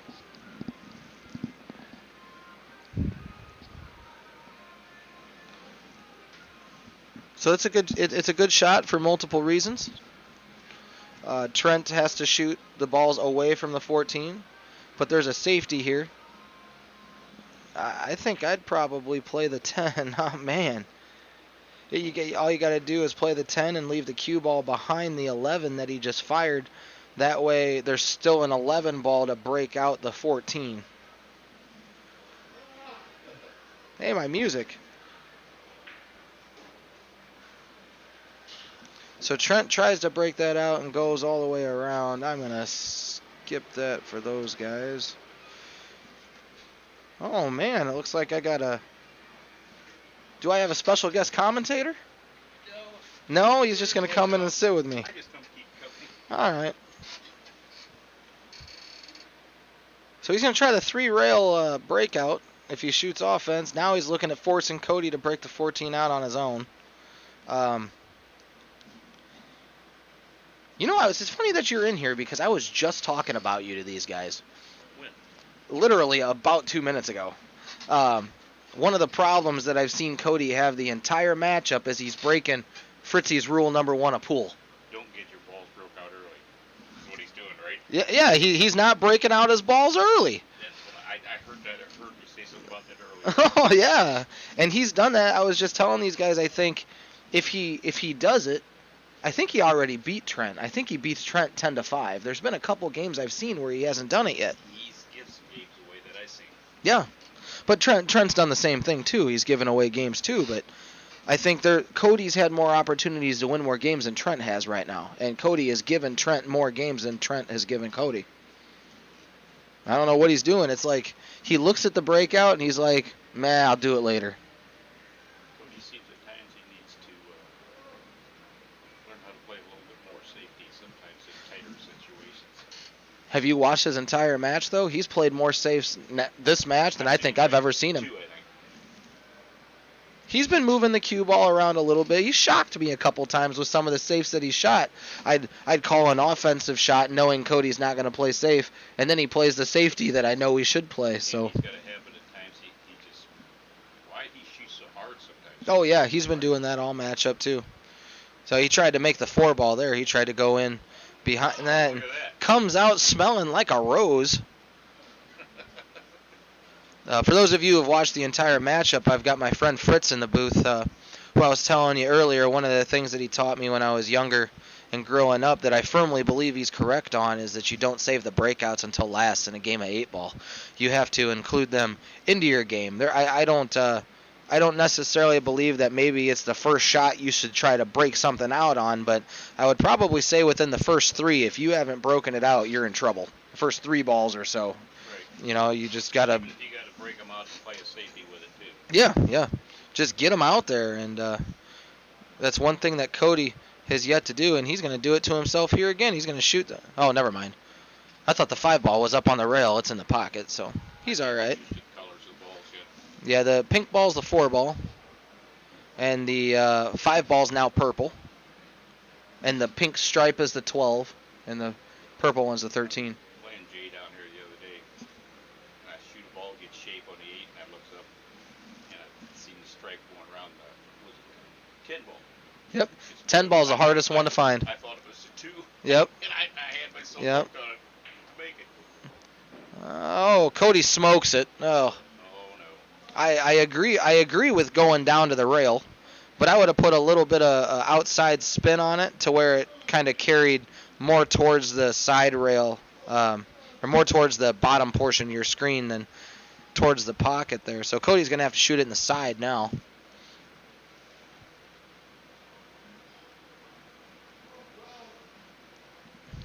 And he risks opening the 10 ball for Trent if he hits the rail first. So he's really got to buckle down and make this, because the cue ball, I think the cue ball is even going to be in a good position to make the 14. So there's no way around this. Oh my word! And Cody calls a bank. Oh my. That is a 10 ball up there in the top right portion. He's got his strikes. Yep. No, Cody's the 8 ball. Cody just called a bank shot on the 8. Yeah, Cody's the 8. Oh! That ball would have went side, too. Yeah, well, that's what I was just talking about, calling the 8 in the side. Oh.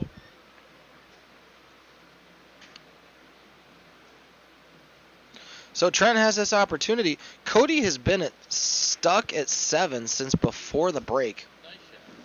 So Trent was down 7-4, and Cody's looking at giving him another one. So Trent's playing well. It's just Cody's had the opportunities to defeat Trent, and Trent just keeps.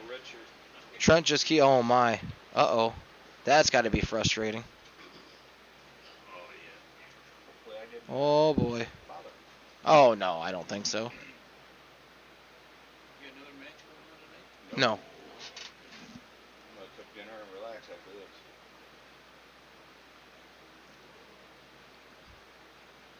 My wife wants pork chops out on the grill, so I just got to eat. So Cody should be able to pocket this ball and tie it 8-8. He does. Trent's nice and lets him. Trent must not want to go yet. He must think this table plays so good he just wants to stick around for a couple extra games.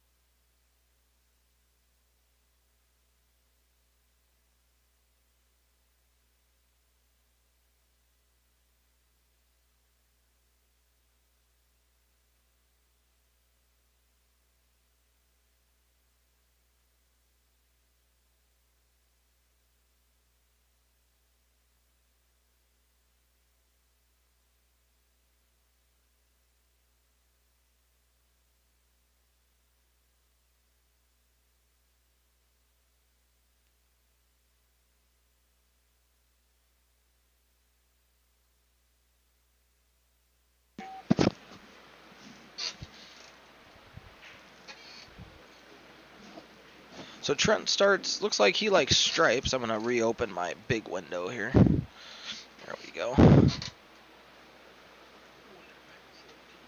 Oh, I lied.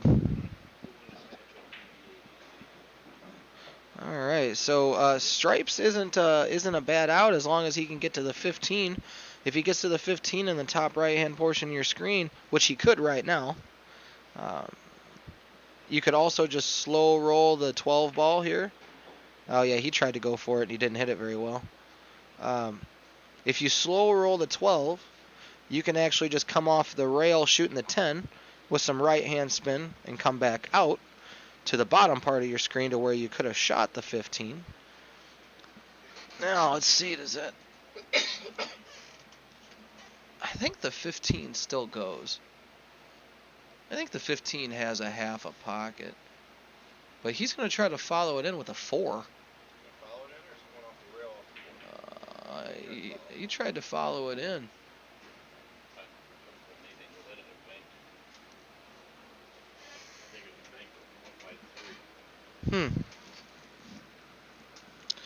So Cody comes up to the table with solids, and if Cody can manipulate those balls down there by the 8 just right, he has complete control of the game. So the shot to take control of the game would be to put the 6 in front of the purple stripe, the 13. So that way Trent can't use it to get shape on the 8. Or shooting the 7 and putting the 8 in front of the 13. Unfortunately, the 7 followed the 8. But overall, that's a good safety. You can still get it out of there with a 1 ball.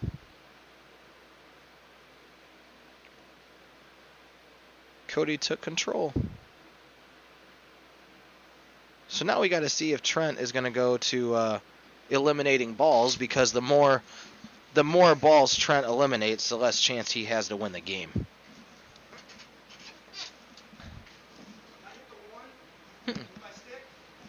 I don't think so. I don't think so. I wasn't looking. I didn't see the 1 ball move. I didn't either. And if it did, I think Cody likes it better there than probably where it would have been. So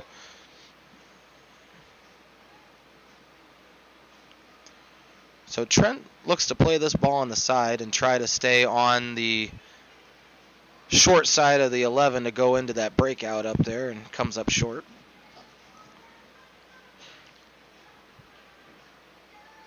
Man, this is tempting. Did you go for the breakout?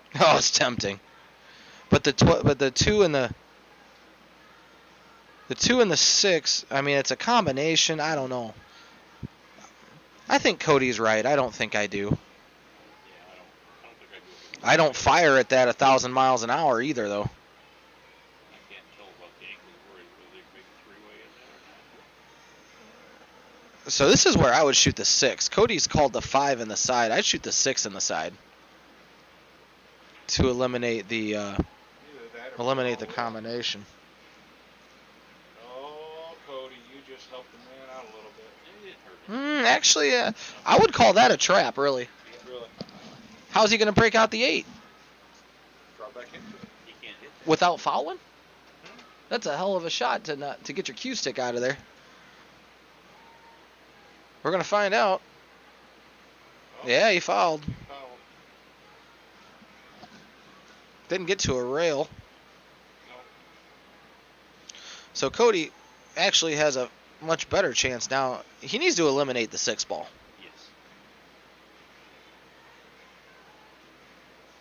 Even the 5 ball can go down. I mean, the 5 ball's got 3 pockets right now. 4 pockets.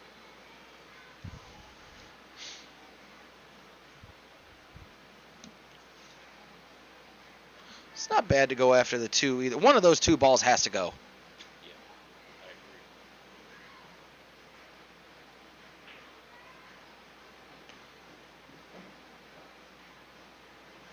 And I still think the 6 ball has to go. I don't like it there at all.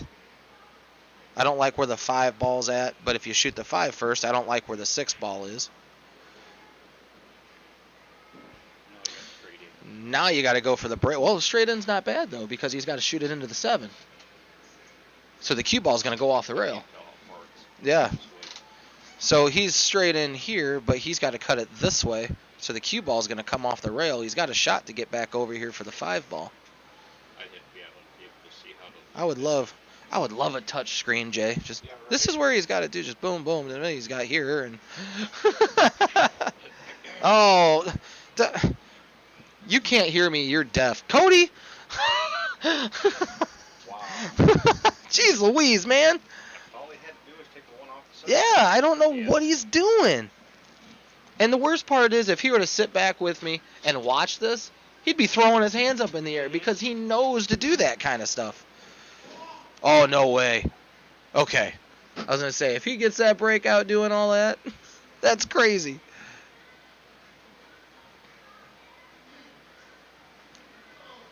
gotta play it safe now. Well, Unless. I think I'm making the 11 ball. Yep.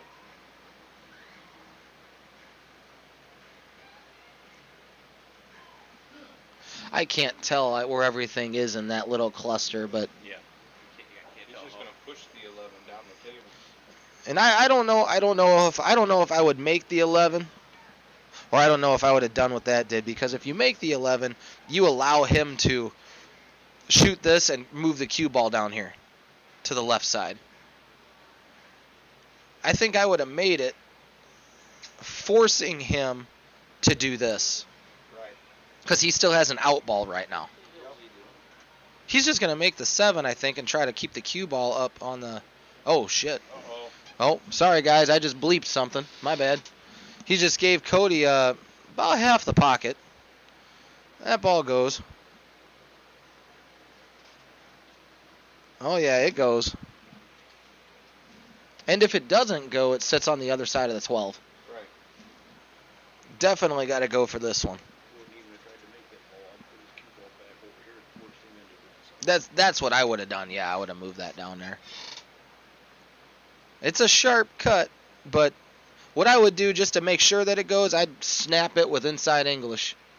Left-hand English, but he don't have a problem with it. Oh, he was down to the 8. Yeah. Okay. I thought that was one of his balls in there. Was Cody on the hill? Well, the one that Trent made was Cody's ball. Mm-hmm. So Cody moves to the hill.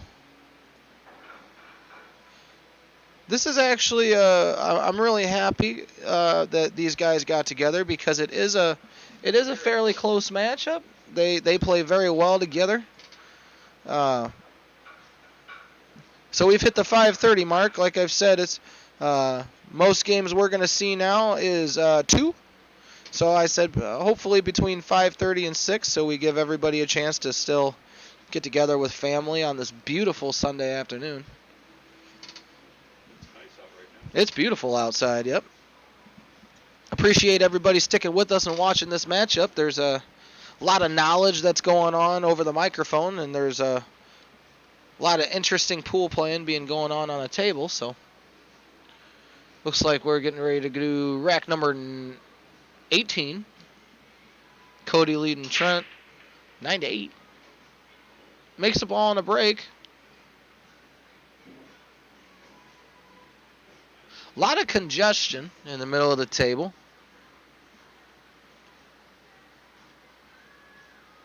Not a rail. Yeah, nothing on the rail, but I think solids are probably the one to go with if you're looking at trying to create an out. The 10 and the 11 are kind of fussy, and you don't have a really good ball to get there right away. The 14 could be used to get to the 10 and the 11. I don't think this is an easy out, period. He fired at that, yeah. He wasn't shooting that hard earlier. Nope. He was trying to get in there and just try to move some balls around. And I don't think you had to. No. You only had one tough ball to make on the table. Yeah. And now you just tied up. Oh, look at this. Now he's He got in there. He got in there. Yeah. There's his But shot. now he's tied. Now the 14 ball's the problem ball, though. He's tied up the 14. Yeah, Eric, you're right in that game. That's what we were talking about. We would have made the 11 and slid the cue ball down table behind the 13 ball that was there blocking Cody's 7, but he didn't. He decided he didn't want to do that. Now shoots the 11. Now he can break up the 14. I don't know. Man, he's got to fire that with high English to hit the 1 ball to force the 14 out of there. Oh, it is on the cue balls on the rail, isn't it? Yeah. You see, yeah, you gotta snap Yeah. it so the ball goes flying into it. They got to shoot that one.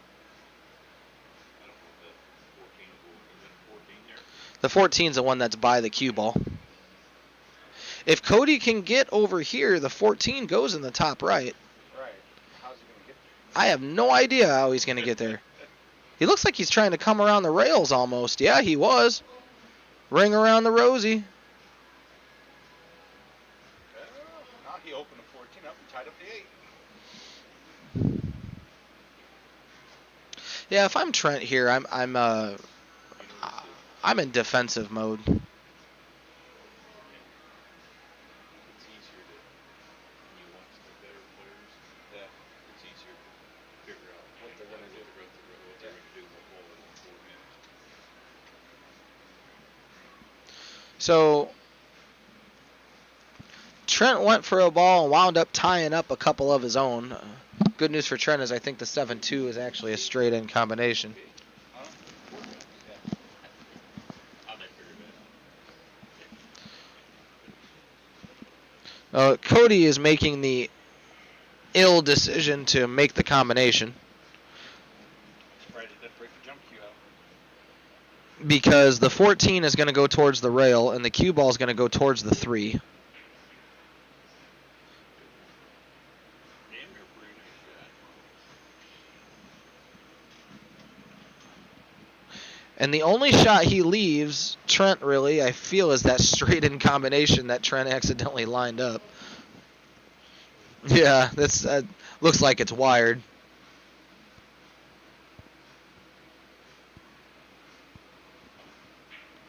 Man, why did he hit it so hard?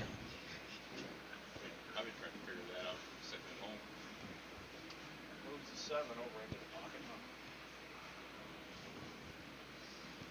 huh? Like if I shoot that ball, I know I'm making the combo. I'm trying to play shape on like the 4 or the 1 or something like that.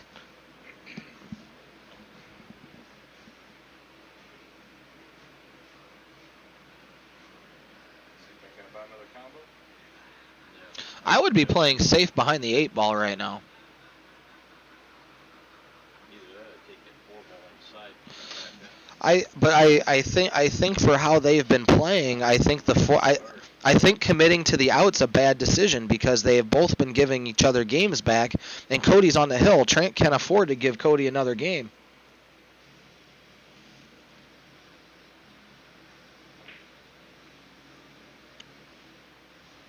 Oh, it did it again. Are you kidding me? No, it did it on the other side. What is happening? What did it do?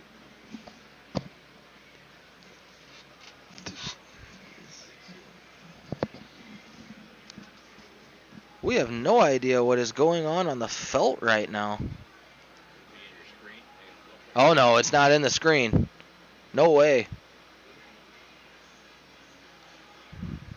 missed that. No way, I didn't.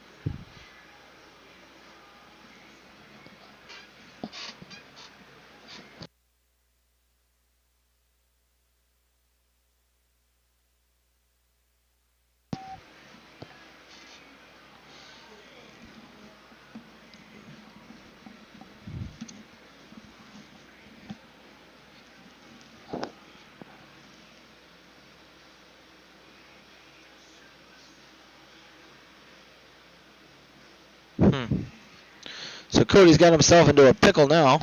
8 balls tied up. Yep, 8 ball is tied up.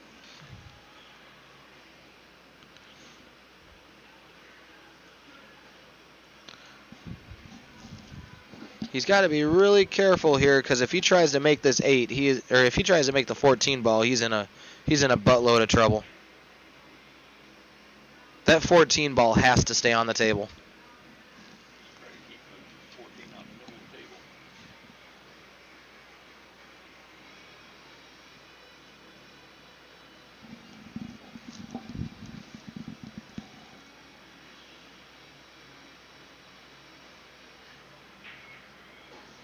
Nice shot. Yep, shot by Trout. Don't make the 6. He doesn't want that to go in.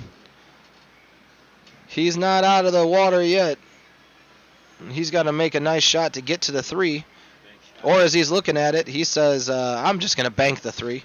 Probably the smart shot. You got to control the cue ball a bunch to get back there for it. So comes up short, hoping that it stays in front of the. Yeah, he didn't try to get shape at all on the 4 ball. So did he leave Cody a shot? I don't think he did. It looks like half the ball's covered.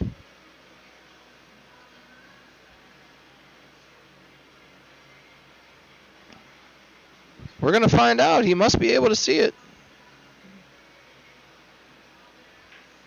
Oh, yeah. Wow. He had the whole pocket. All right, Cody. Most important shot, buddy. We're all to go. And that is it, folks. So that was a really good match. Back and forth battle between two close related players. So before we go, I'm going to give you guys a real quick look. We're not going to talk much about it because it's beautiful outside, but we're going to come to these matchups really, really quick so you guys can see what we have coming up. This coming Saturday, probably the highlight of G1 TV going on right now. We're going to have Abe Shade take on Dustin Wilgus. Two master players going to go at it head-to-head in a race to 20 playing 9-ball. And then following that, we've got Josh Donaldson and Joey Dyer hitting a nice long set of 10-ball for us to watch. That's going to start at 1:30. And then following Saturday, the last Saturday in June, we're having two young guns, two master players sweat it out right here in the garage. Josh Franklin and Ryan Ponton going at it. I'd like to thank our sponsors of Caleb Baxter, Jeremy Marson, Chris Wilder, Jim Ettinger.